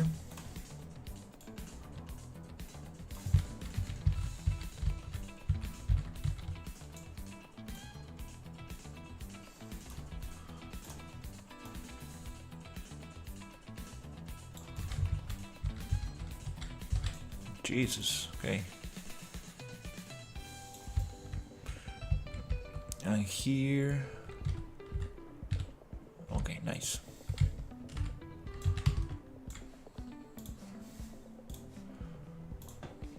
Let's make a copy of this, push it here.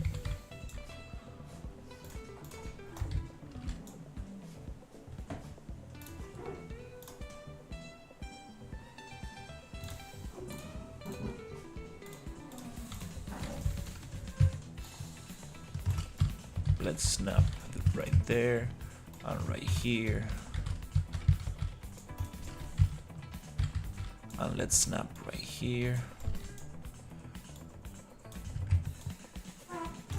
Oop, nice.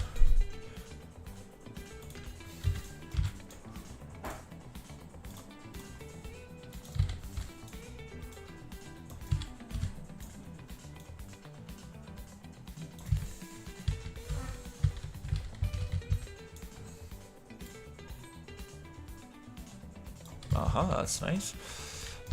Okay. We're gonna bake this. Then we're gonna UV project UV's box reset.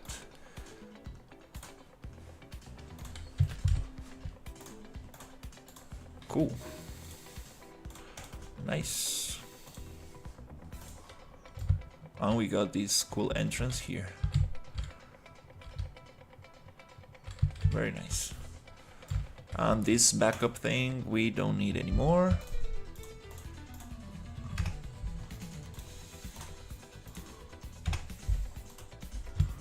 Nice.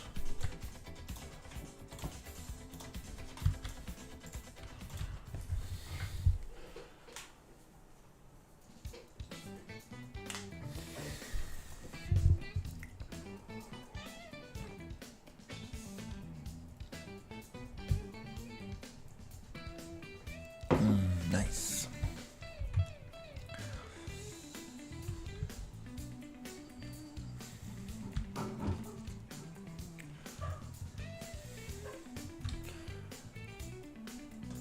It does look a little stretchy, but not that bad. Okay, the ground, we probably need to push that a little. Oh, it looks nice. Yeah, those textures. That's fine. Just a couple. If we can get that one continuing here, that will be awesome. But that not, yeah, it might be a little hard.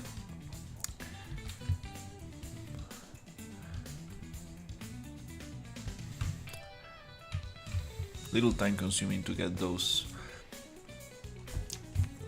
trim sheets to align there.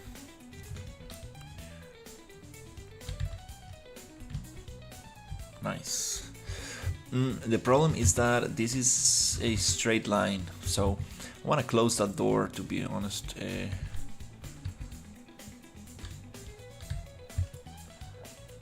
Don't want to have that open right there right away. We can probably, I think I might just block it with the organic alien stuff.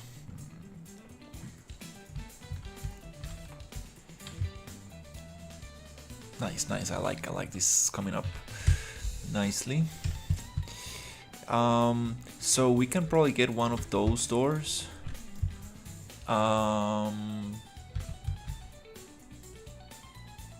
Let's see how it looks.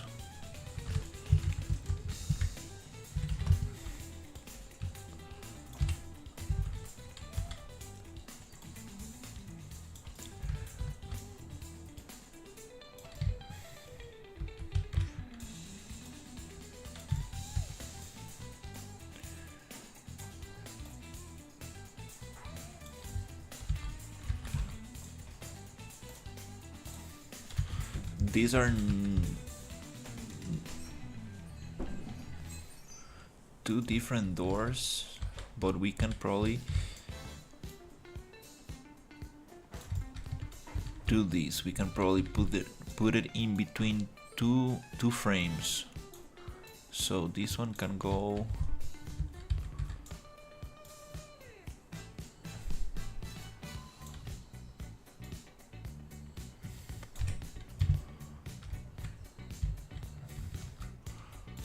somewhere here. Is it big enough to cover the thing? No, it's not. Okay. Okay.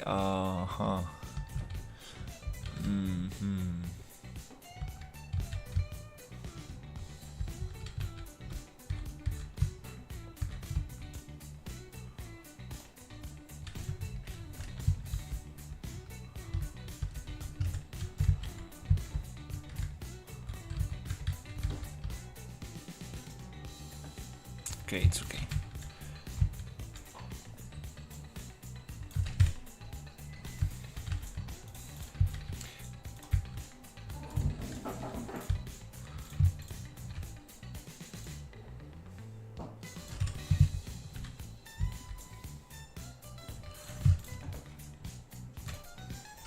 Kind of hard to know if it's actually aligned or not.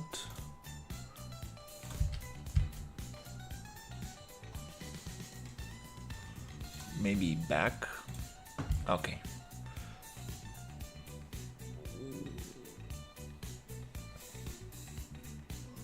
Oh, it's actually very good. Yeah, nice. Wow. Okay. So maybe if I get another frame of those and I push it here, like this. Oh, maybe I can flip it, transform on X, and then push like this. Now it gives me this kind of like nice frame. Okay, cool. Yeah, kind of works. Kind of strange here, but the only issue is this gap right here. So, well, I'm just gonna do a little copy here. Boop. Modeling, model, polyedit. And okay, it's just one piece. Attributes, generate polygroups, find quads. Maybe face normal deviation. There you go. So it gives us that flat face right there. And then we go into model, polyedit, and we just make an extrusion. Where is it? Face, extrude, and then we can snap there. And the textures totally change because this is some kind of trim sheet. So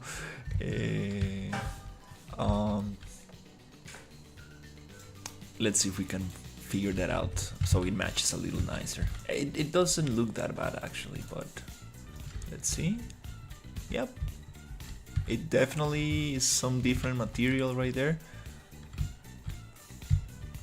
Wow, that's shiny. It looks kind of interesting, to be honest.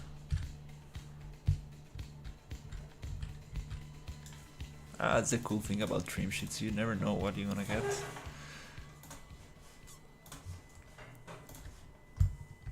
Wow, it's super shiny.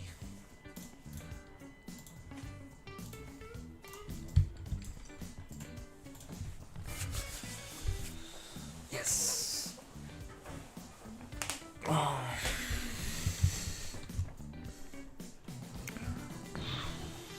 We had some very cool VFX coming out of this door, like some kind of smoke and stuff, but for some reason it's not noticeable. There's something going on with the opacity of it, like it just doesn't look, you cannot really tell it's there. If I go into F2, 3, 1, I think that we will be able to see. There you go. You see the red thing? That's the smoke that actually comes from the door. But for some reason, oh, that's so nice. I really like the lighting mode. Everything's gray, like looks like clay. For some reason, it's not looking. It's not showing. There's something going on with the opacity. I tried to change the opacity, and it shows, but only if light is going through. And wow, that's a lot of detail right there. That's nice.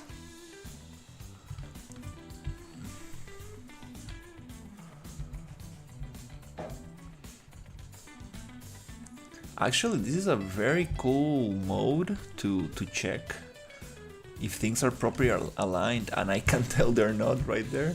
We have a little gap right in there.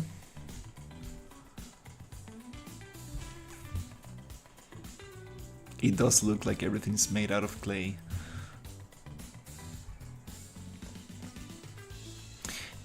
Also, you can tell the specularity of things, like the decals, how they are actually reacting on the wall and stuff. That's very nice. This emissive light, it's not so sweet.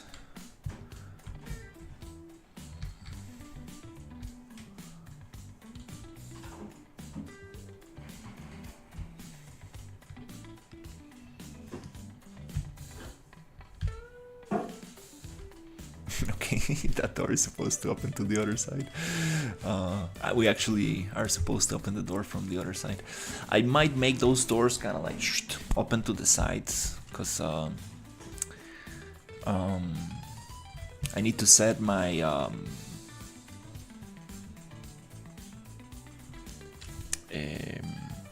the logic for the data layers to work, so it recognizes what side is the character looking at. So if we're going to that side, it loads that side. If you're going here, it loads the other side. Okay, well, that's very nice. Wireframe. These are super low poly. That's awesome. Oh, the character has its gun on the floor. Yeah, it's both guns. Yeah, I need to bring this character outside Unreal and modify it. That's not good. These guns right there. Totally forgot about that. Wow, that looks very nice. Okay, do we need to change the floor? No, perfect, we got it. With this thing here. Yeah, everything's looking nice. Let's close this gap right here.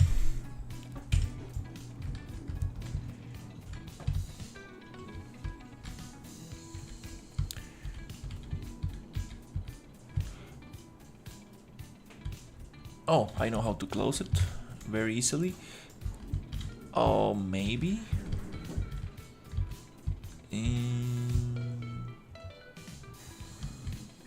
Okay.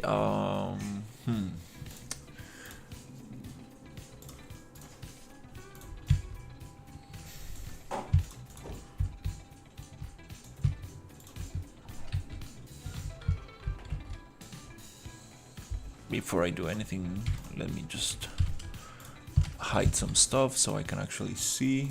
So yeah, we don't want these two.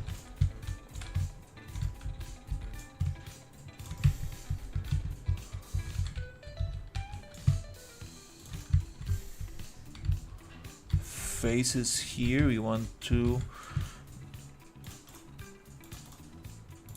get that to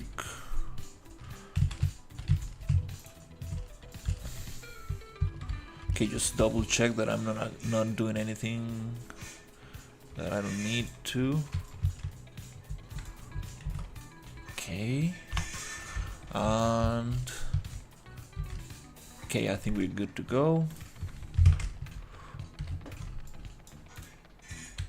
Let's move this around. We don't need this for now.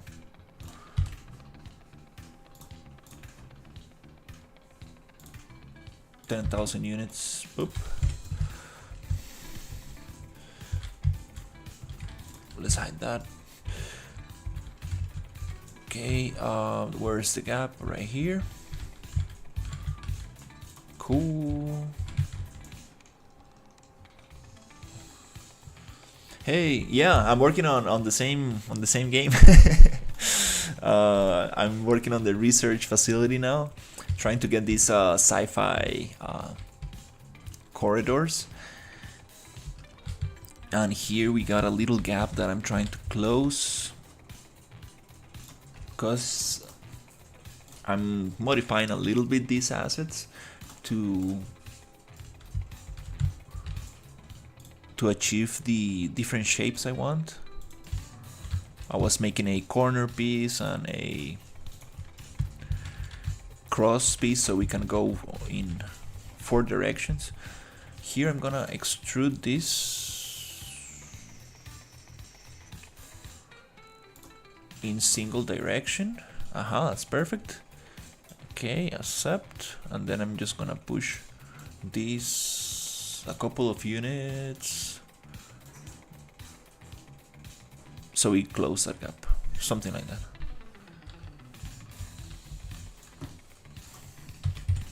Nice, now we don't have any more gaps in there. Cool.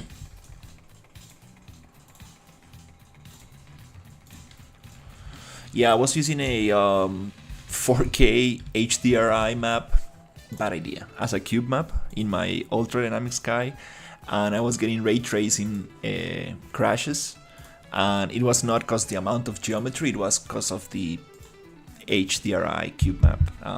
I actually knew about this, and I was like, kind of feels weird since I added like the ultra dynamic sky, so, like it just feels strange.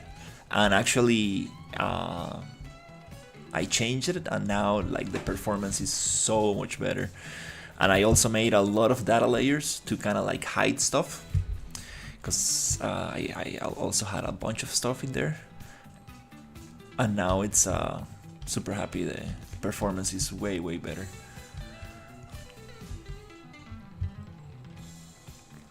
Okay, we need to change the collisions because I cannot actually touch the walls. Oh, okay, there's no collision there. Yeah, let's actually do that. Okay, one way to do this is go and check.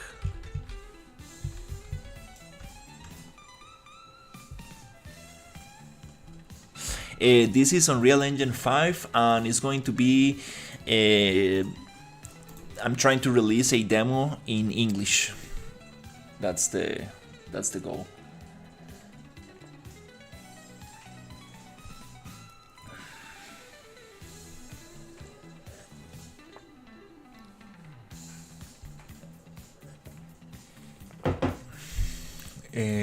All right, let's try to fix the collisions here.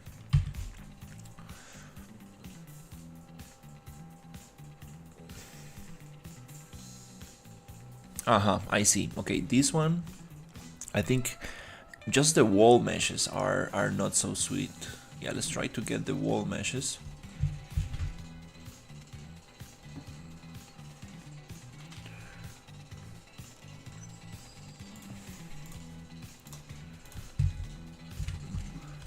So all these different walls, I'm just gonna write wall here.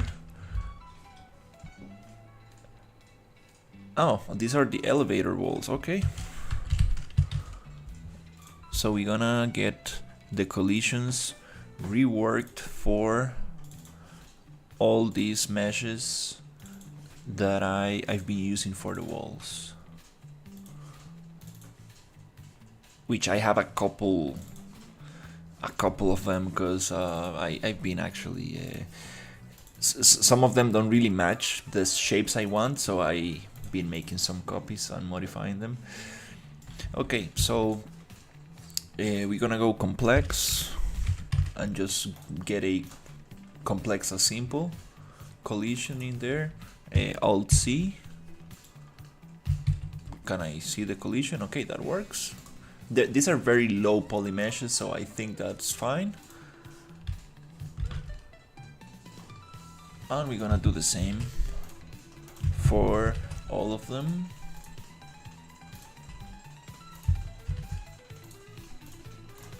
Awesome.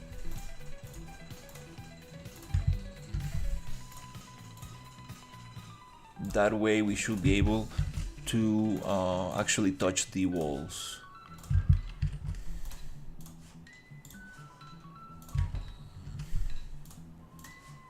And that's it. Then we can save. You can probably just close it and it will save. Maybe you can do this with the property matrix, I'm not sure. Okay, cool. Showing the collisions always kind of like freezes the engine a little. Okay, nice. Okay, we got that.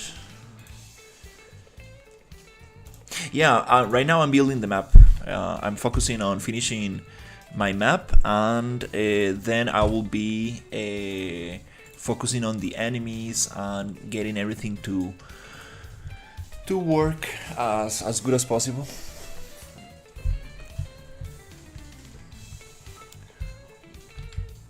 Okay, cool. I think we got the walls. Nice, actually. Yeah, we can get close. We can cover here a little bit. That's nice. These doors, I need to make them interactable. I do have that logic. I just need to change the static mesh.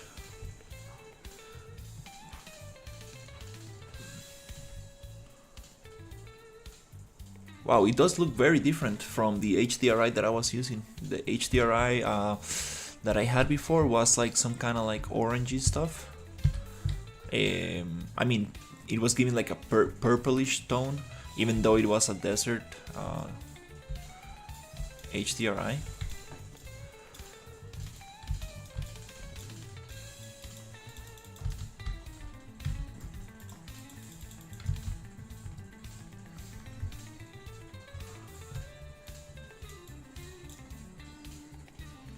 Yeah, we're not supposed to have these dust particles here.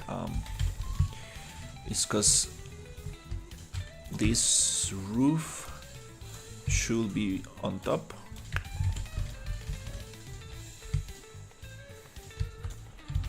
Oh, I forgot about this enemy. Actually, let's try it out.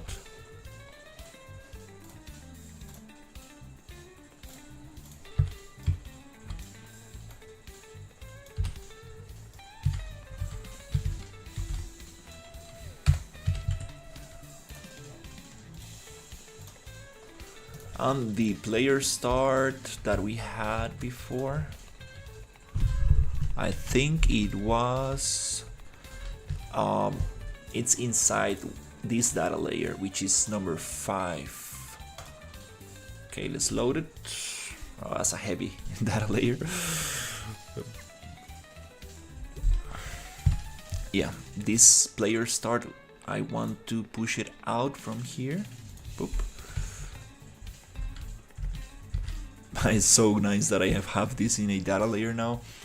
It's gonna make things way smoother. And just bloop, disappear.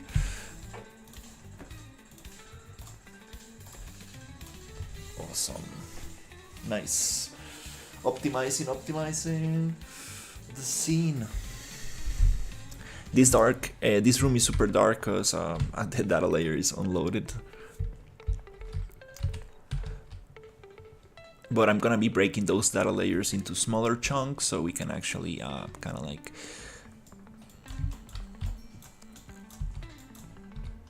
I want these guys to spill like green blood, super radioactive green, like acid. But all those things and the sounds and like the VFX from the creatures and stuff, I'm gonna be working on as soon as I get this map finished. Super happy. Now things are running way better. Yay! Oh, okay. What is this? Huh? What? Oh, I know what is this. Okay. This is a little asset that we probably shouldn't have in there. Actually, these assets, they add a little bit of complexity, but I don't think I'm gonna use them in this room.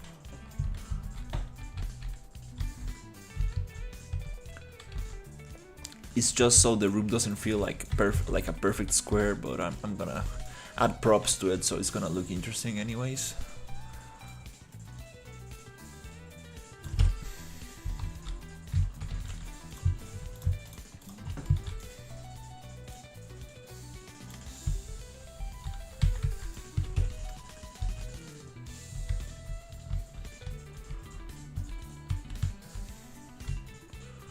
Okay, cool. Oh, there's no roof in there? Oh, I think we don't have any roof in there. Maybe I didn't copy that one.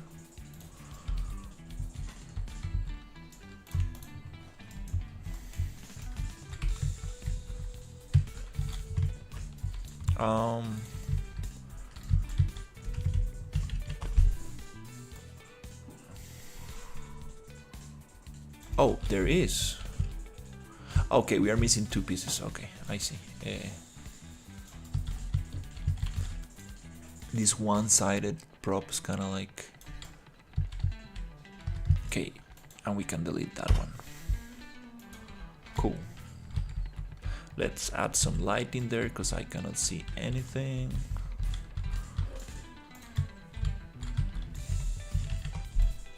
Yep, that's nice. Maybe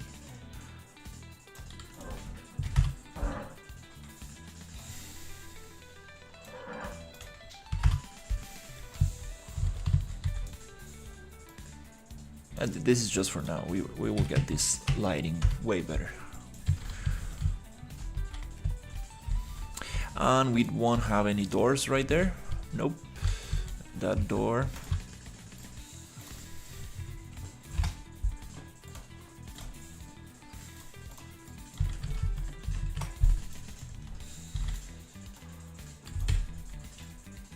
Okay, it's gone. Oh, what do we have here? Yeah, this oh,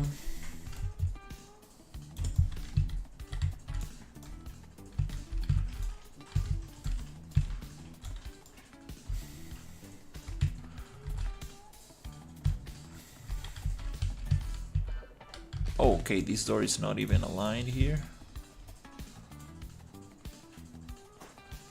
It feels aligned with the texture, but not the frame. Okay, well, that's not so nice. I think we can probably get around this issue.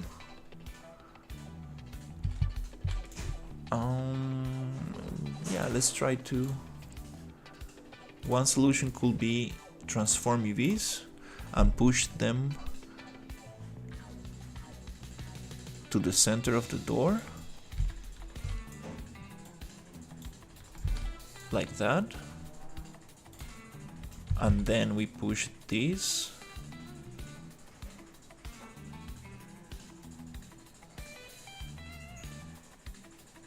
So it aligns a little better.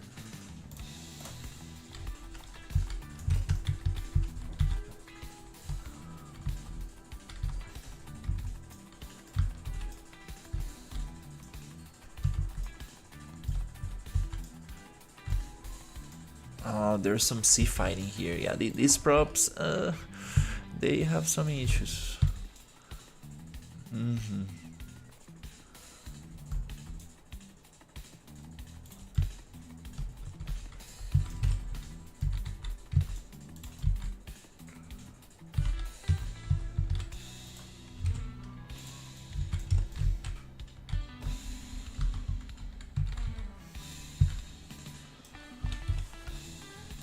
It's okay. Okay, we got a couple more tunnels here.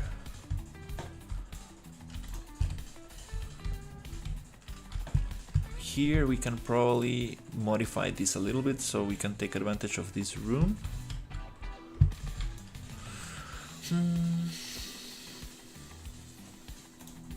I might make the elevator here. Yeah, I do have an art station. It's let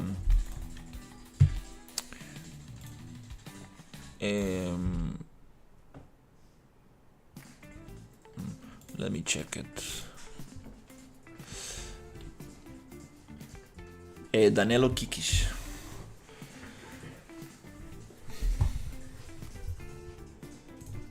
Let me write it here.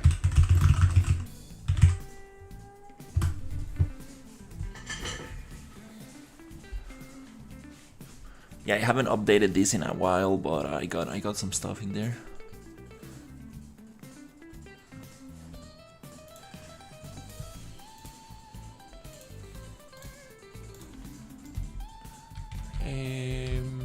Yeah, let's modify this a little bit.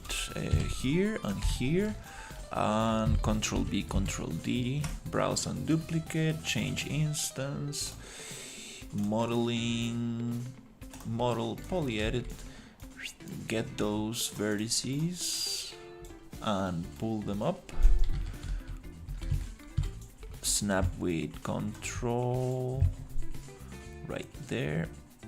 It doesn't really like to do that, so let's get the face and snap the face right here. Okay, doesn't like to do that. Maybe here. Okay, there you go. Well, yeah, when you have one-sided geometry, it kind of like freaks out. And then we can push this maybe 1 centimeter. Bloop. That's kind of okay. Then we're gonna copy this and push it here.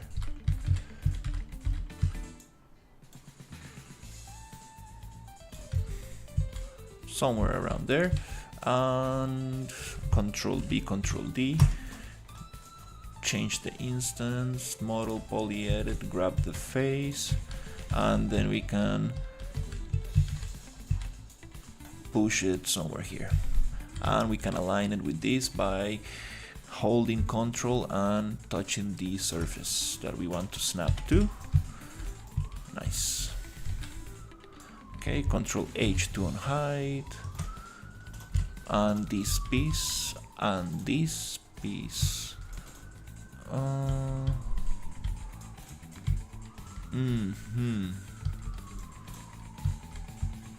Let's make a custom piece. Instead of using two of them, let's just use one and customize it based on this piece. So place it there and Control B and D. Copy, browse and duplicate. Then we can push this thing here like that. Snap right there. And this piece we want to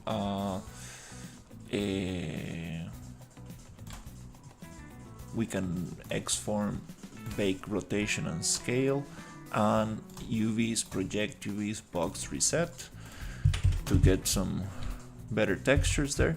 And now we have this kind of like angle here that allows me to have this room without intersections.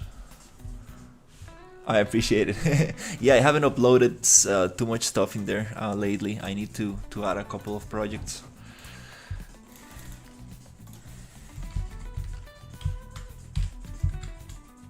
I do have some of the world building I was doing for this game actually. I got some very cool screenshots. I should probably start uploading pictures from this project.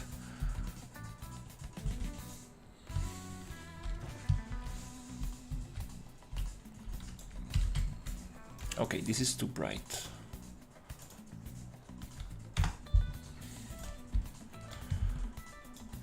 We have double light here for some reason.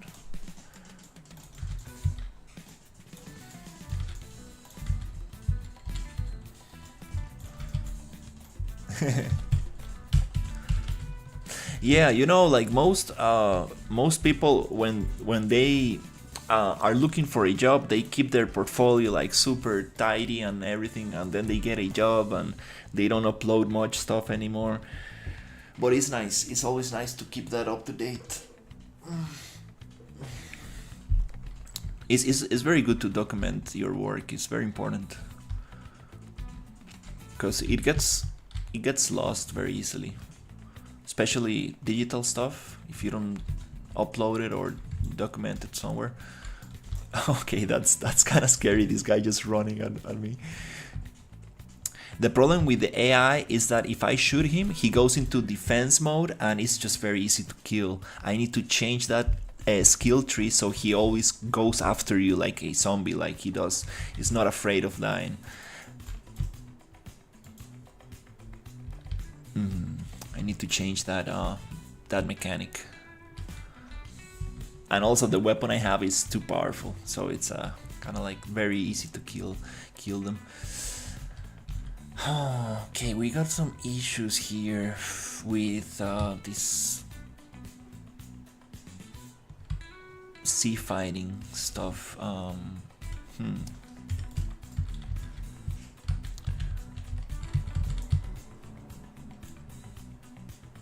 Don't really wanna fix that right now, but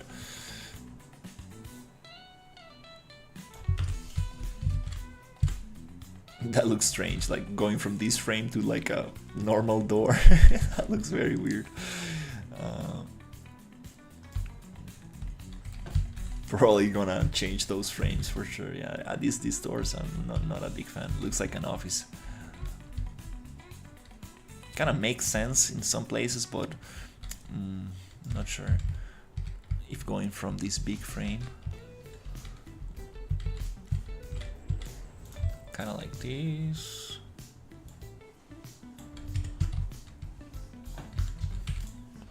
Okay, this area is a little bit too dark. Yeah, all these decals and stuff, I'm gonna change them for something more cool.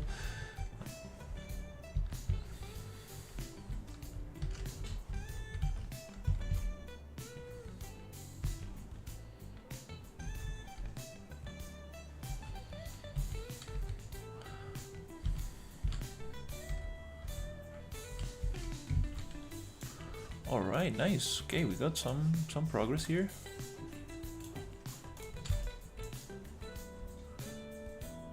Nice. That's very cool.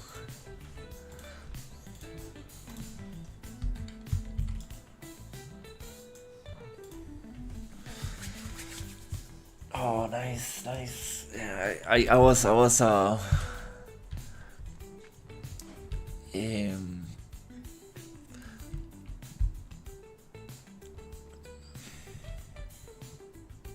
now he's walking to the other side. Okay. I would like them to like jump at you. That'll be super awesome.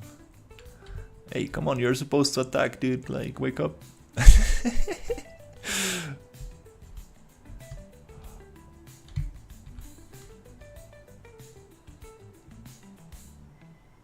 You see, like, now I'm the one spilling green blood. Like, I want the enemies to spill green blood.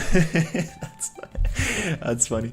Also, the respawn, like, I respawn on top of the actual area where the enemy dies. So, I mean, in like interior areas like this, you actually spawn on the roof, which is like, that's a game-breaking bug. Like, there's no way to go back here. Those things are very important. I do have a long list of things that I will be fixing.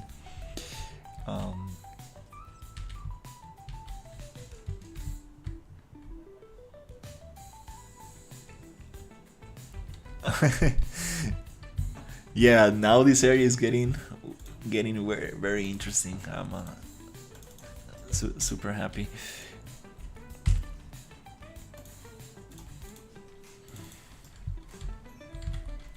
Wow, yeah, I got all of this into data layers. Oof, that's so nice. It was too much stuff. But I'm sure that I was having issues with the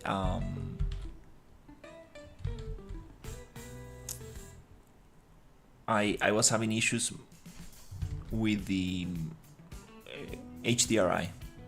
I think that was the main issue. I think now I can load the whole scene, and I think it will let me play. Oh, okay, I see. This, we have a little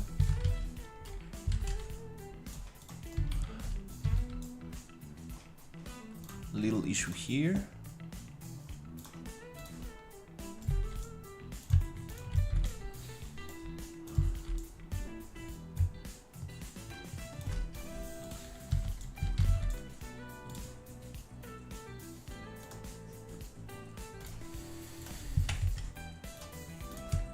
Nice. We can probably make this taller to close that gap. Okay, no, we have this cut here. It's okay. That's not gonna be visible for now.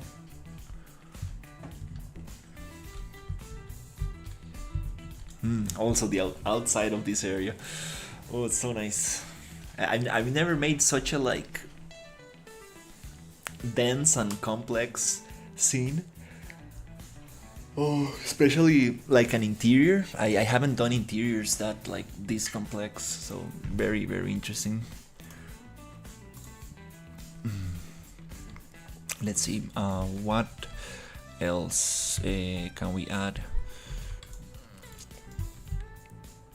So I want to have an elevator going up and an elevator going down to this area. That's gonna be cool. I want to add like a swimming animation, like an idle swimming, so this these guys will be like underwater, but it needs to be like a very subtle swimming animation. They cannot be just like, you know, it needs to be like some kind of like just moving a little bit. It's gonna look cool.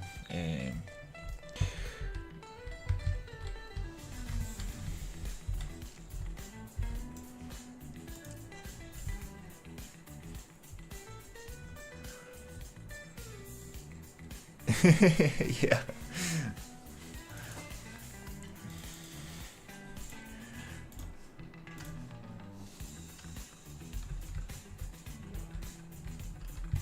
I have this block out here.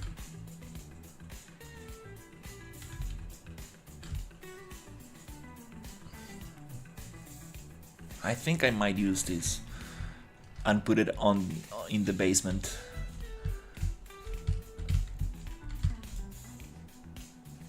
I think we have space for that. Yeah, put it down here and use this and combine it with that. Yeah, that'll be very interesting.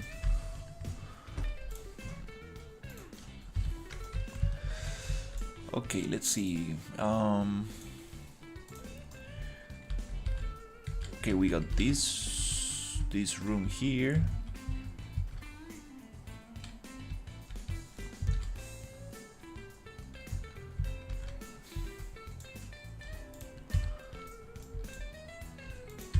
Then we have these other two, so maybe I can go this way.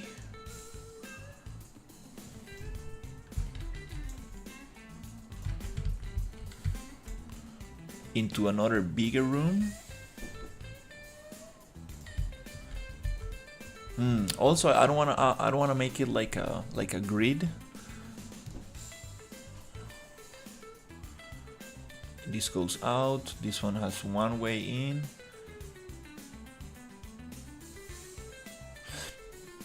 Yeah, maybe here we can make a small room, just one way, and then this one can be another big room that connects back. Oh, that's a strange wall. Some concrete that connects back here.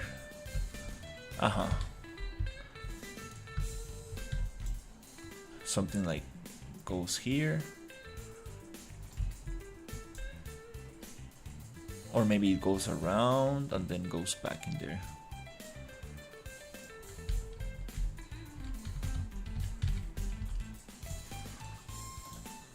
Yeah, I haven't planned this area, to be honest. I'm just kind of throwing things together.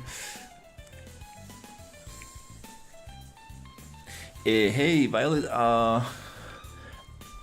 yes, I'm making a level for a small game that I'm working on. It's gonna be like sci-fi horror survival kind of thing.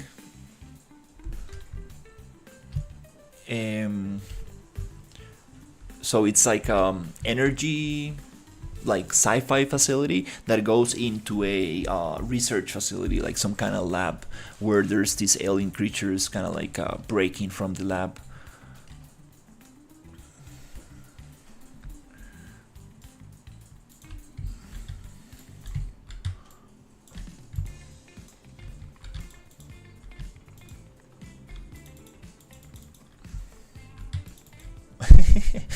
Yeah, that those VFX definitely they're out of place.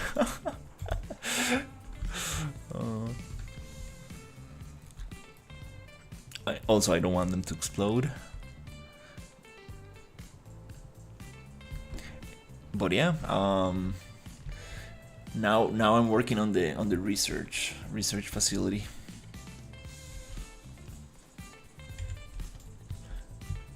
Yeah, I really like sci-fi horror.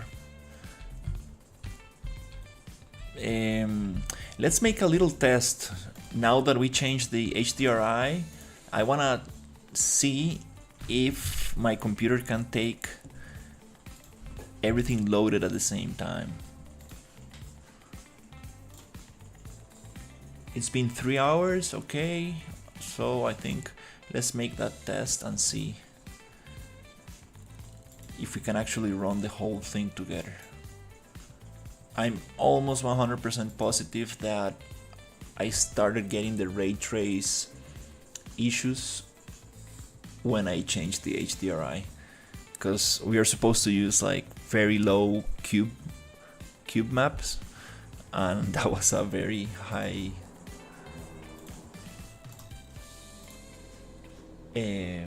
very big cube map. Okay, let's activate these data layers. Now everything's activated. Let's make a little test.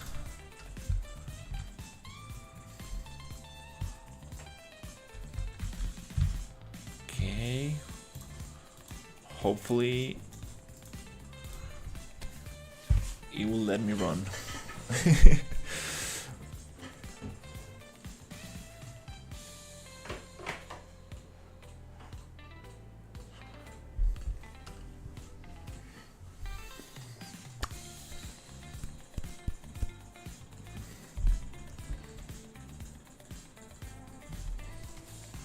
Okay, let's give it a couple of seconds to load. Nice. Let's go full screen. Oh crap. No. That's too much stuff. Okay. Oh no.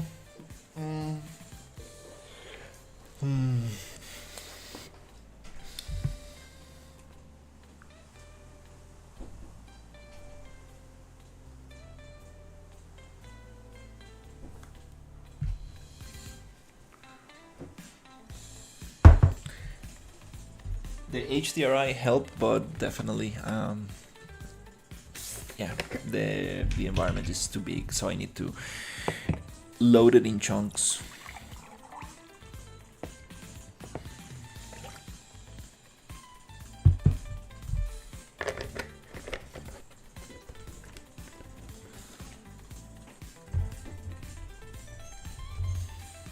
I think if I unload the research facility, it should work. Let's give it one last try, and then I will take a break.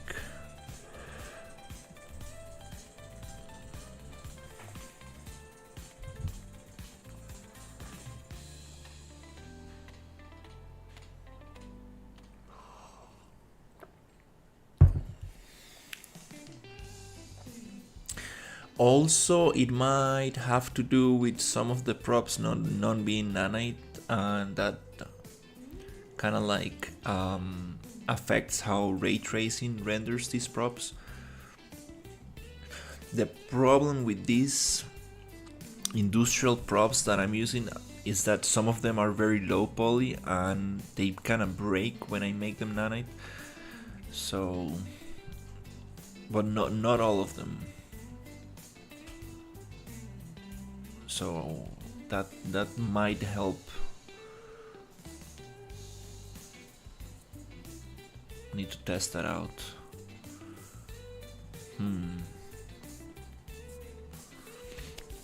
It does take a while to open up.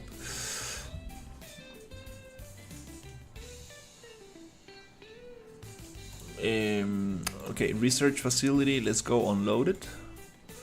And everything else, let's keep it loaded.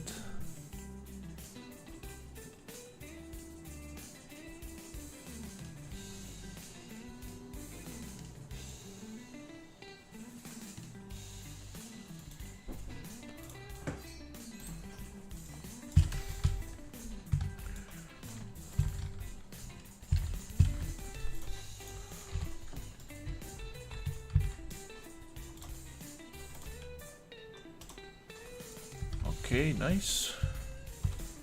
Let's get these also.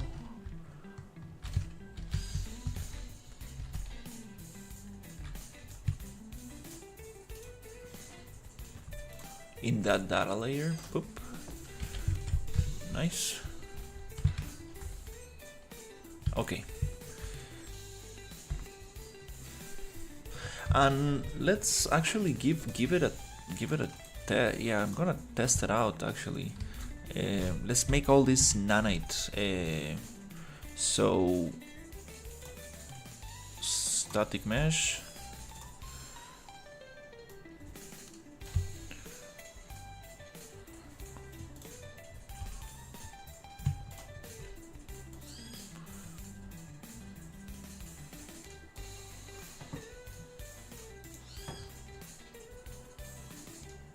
Oh, most of it is nanite already. Great.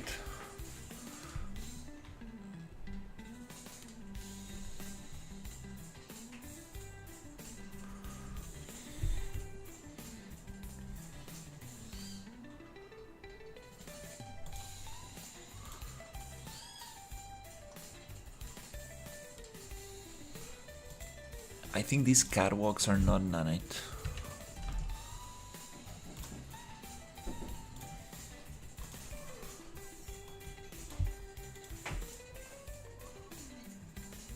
Okay, they're not. Yeah, let's make them nanite.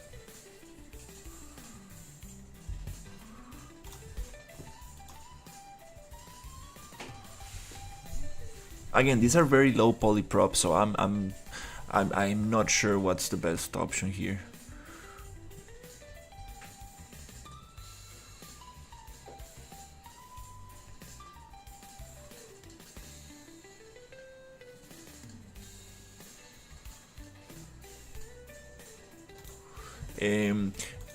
Let's try these ones.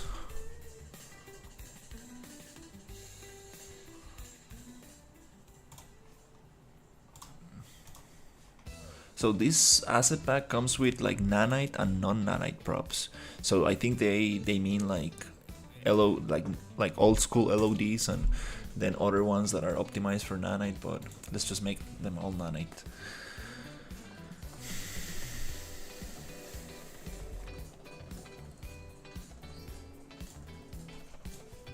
Okay, I think that most things now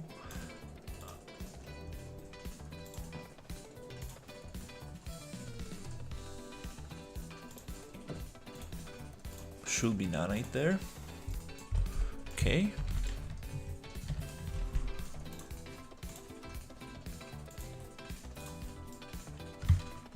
Yeah, feels way better, the viewport.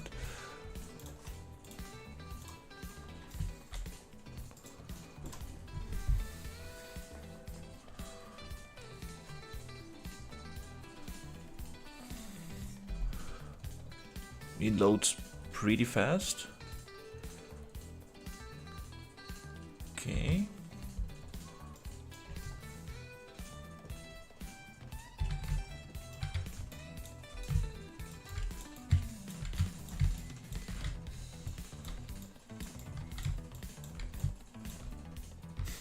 Sometimes they jump down like this guy. Sometimes they stay up there.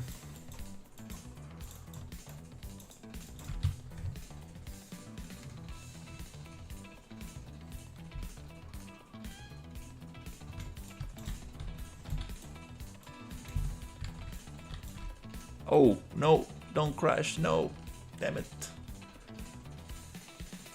No, okay, I think we got a crash, yeah, Jesus. Yeah. Well, I'm gonna leave it here and take a break, continue in a little bit.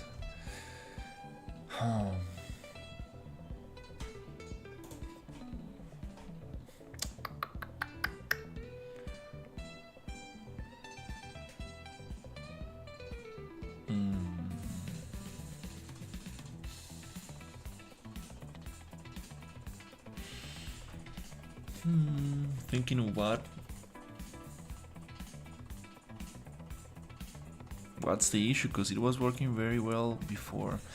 I added the ultra dynamic sky, then the research facility, then the alien organic props.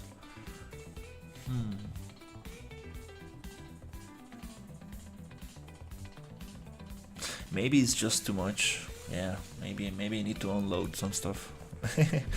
Hola, hola.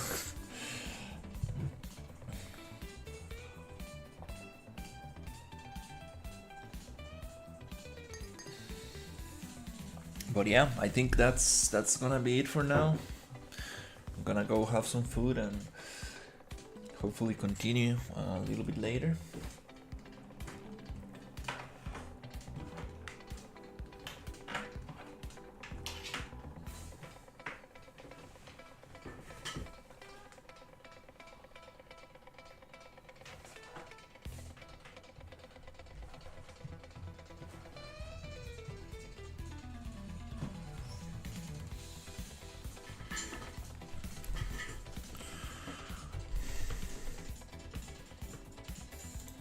These map errors are related to some stuff that I have in the template data layers.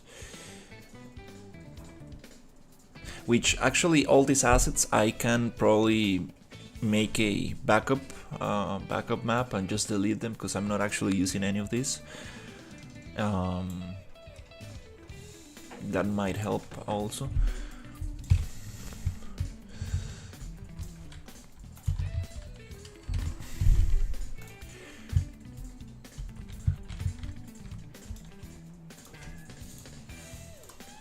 Okay, let me just make a quick test. This.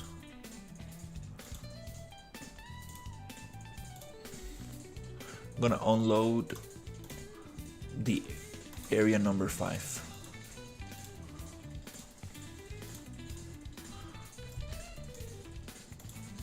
We should have no issues now that area number 5 is a little bit big, and it was actually working very well before, even with the 5 areas in total.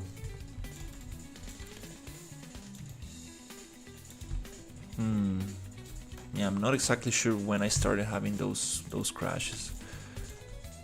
I think as soon as I added the research facility, I started having the crashes. So there's no reason for the 5 areas that I have now not working.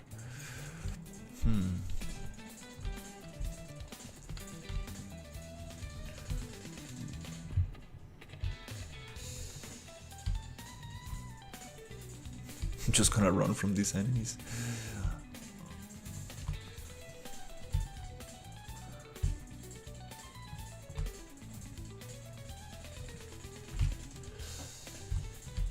Now we unloaded area number 1.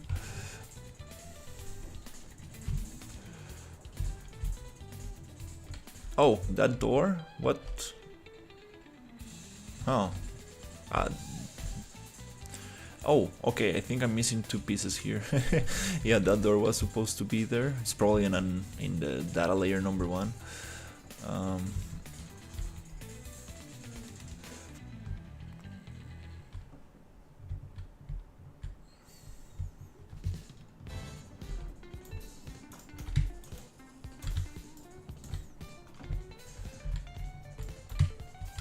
Okay, let me get that guy right there. Yeah, most props don't have proper collision, so bullets go through most of the props. Definitely need to change that. This guy is shooting while stunned. That's another issue.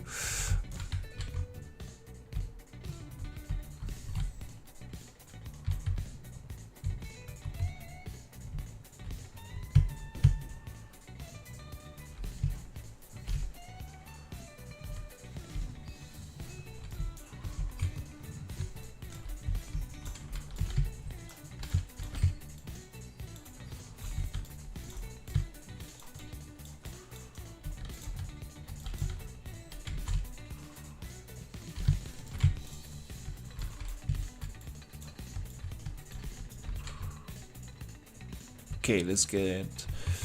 Okay, I think it's working, yeah. Just too much stuff loaded at the same time.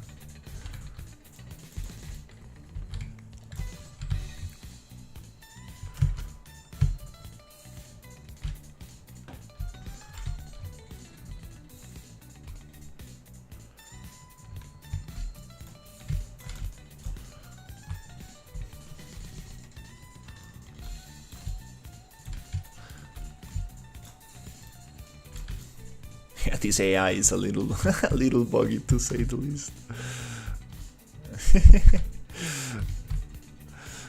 I appreciate it. Yeah, well, there's so much I want to make this AI do. That's gonna be it's gonna be a lot of work to get this AI to perform at least decently, like. But the shooting feels very nice. The combat feels very nice. That's something I'm very proud of. I mean, very happy with this template, because the combat really. Oh, what? Okay, this area is unloaded. Okay, so yeah. I need to set up the data layers so we can unload and load stuff while opening and closing doors. So that's gonna take some planning to think about which areas I'm gonna be loading and which ones I'm gonna be unloading.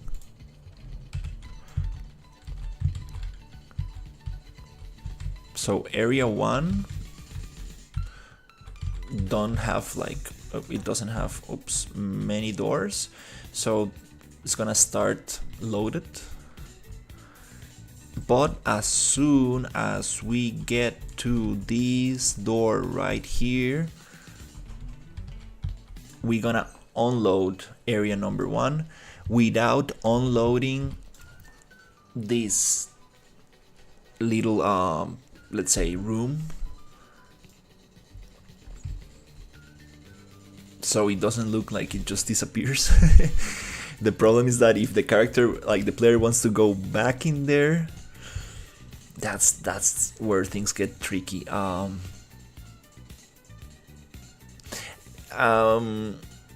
No, I think I need to have doors that open and they close after you, so they always remain closed.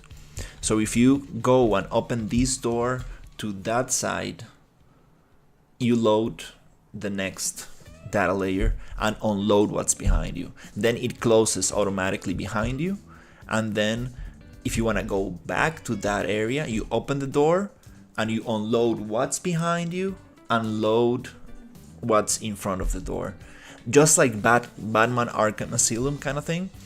And it's kind of clever because they had like this like lights and scanners, so some areas took longer to load, so you have like this super cool scanner kind of like reading you, and like all this kind of trickery to make you think that the door is actually unlocking, but it's actually loading a screen behind the door.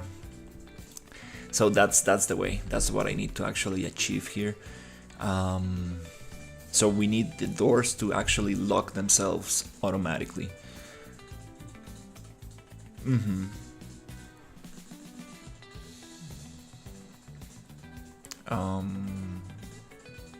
I kind of need to watch the tutorial I was looking at yesterday, because they have like actually a door that the character opens and can leave open, and they can close it. But in this case, I think it's different because it's not a closed room, it's like a two-way room. So in that sense, we do need to have automatic closing doors that will make the character how do you say it? So it's going to be a there's no way to get around it. You will need to actually open the door again every time you want to continue to another area, and that's where the loading and unloading is gonna work. And then we need to use the dot product vector blueprint thing to actually tell the game what direction the player is looking at. That way we will know what area to load.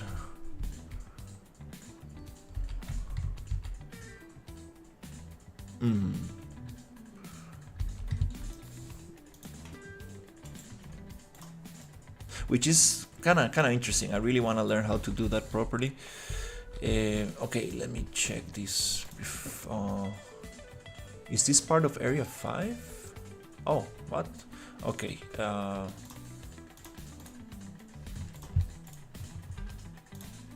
Let's take that off there.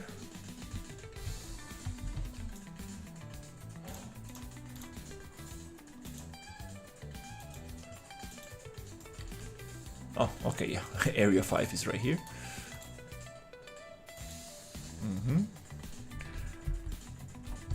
I'm not sure if we had lights in here. Oh, probably not.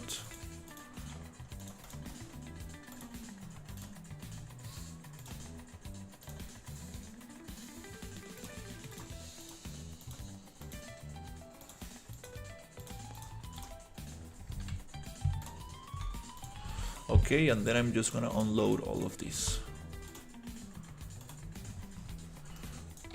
Yep, I think that's the next step. Now that we have this broken into layers, actually do that door that kind of closes. Hey, how's it going?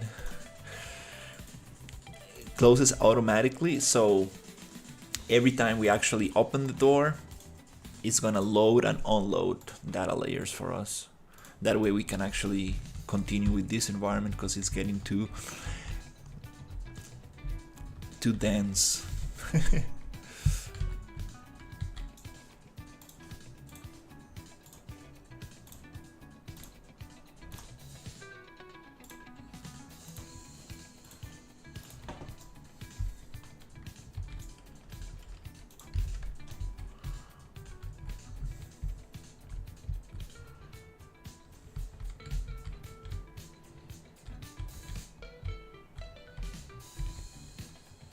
Oh, that's awesome. Yeah, I'm doing great. I trying to optimize the environment, this level, by separating this industrial area in data layers. So every time I open a door, we can load what's in front and unload what's behind. So that's what I'm trying to figure out. The problem with the doors that I have now is that you open them and they remain open after you actually open them. So I want to make different doors that actually you open them, they open, and then they close behind you. So they always remain closed. That way, if you need to go back into the level, you will need to go through the door and you will need to activate the data layers and load the scene. Because things are getting too dense, and my computer is not able to load the whole thing at once. So it's time to actually start optimizing a little bit.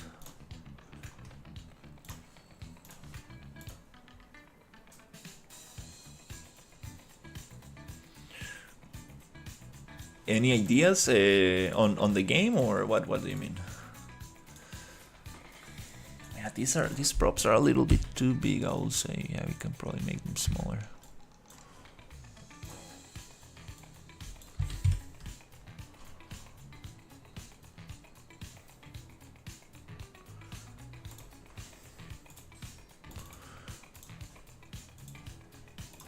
I mean, yeah, if you got ideas, it would be nice to hear.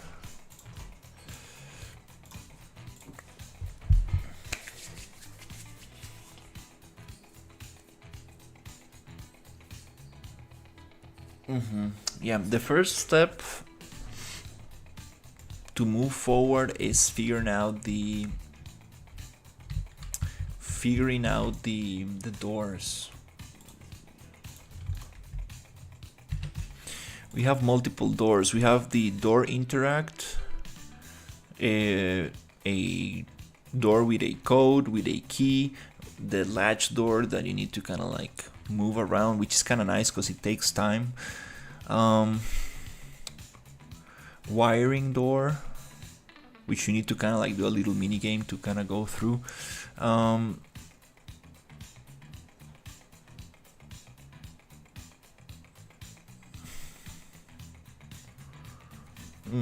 So yeah, I think we could probably use the same logic from the latch door. Yeah, I'm trying to make a small game, like a sci-fi horror survival shooter kind of thing. We could probably combine this logic of this door that opens up with this other logic that will make it so we can have this mechanism and the door kind of like opens to the sides.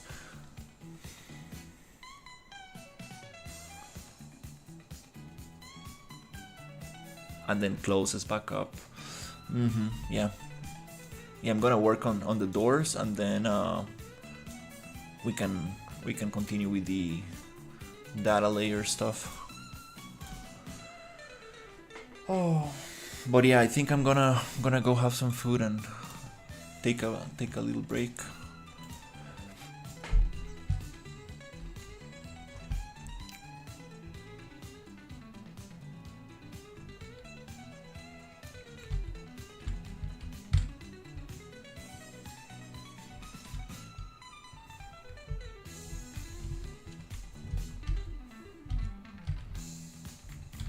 this could be nice to make. This could be a good opportunity to have like some kind of like mechanical door, like some cool animation stuff. No, I'm doing this solo. Uh, I'm doing this solo.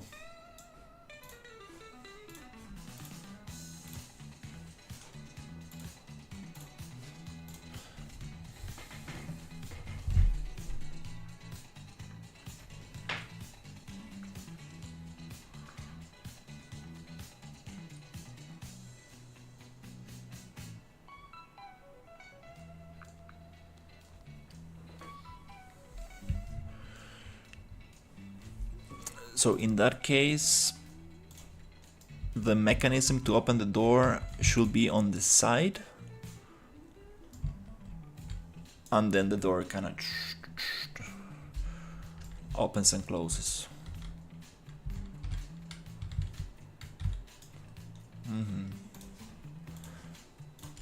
All right, yeah. I appreciate it, Patrick. See you later. All right, guys. Take care. I will see you on the next one. About working solo, yeah, I really like working solo. It's not like I'm like making everything on my own. Like, you know, I'm using a template, and I'm definitely asking for, you know, the developer of the template whenever I have like doubts with anything, or you know, for how to do specific things and stuff. But I do like the idea of working solo, because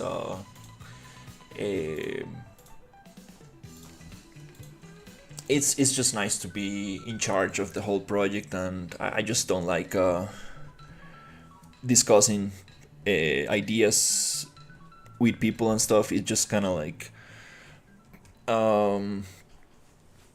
you know,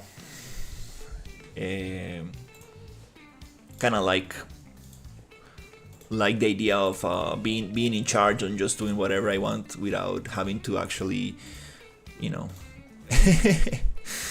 sit down and discuss ideas with people and stuff. That's I mean, I'm open to discuss ideas with people, but I kind of want to be in charge of the project.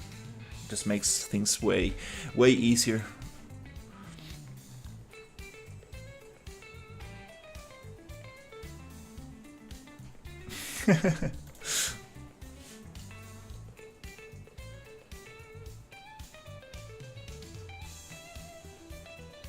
Yeah, that's the idea of these doors. The idea of these doors is to make them slow, so enemies have a chance to actually get you. That's a good point. I appreciate the idea. Kind of like creates tension, because you're kind of like moving it. So you need to clear the room to actually open the door, or you need to be careful not to have enemies around. Also, the idea of making the door slow is to actually be able to load the next room. That's kind of like the goal. But yeah, I'll see you later.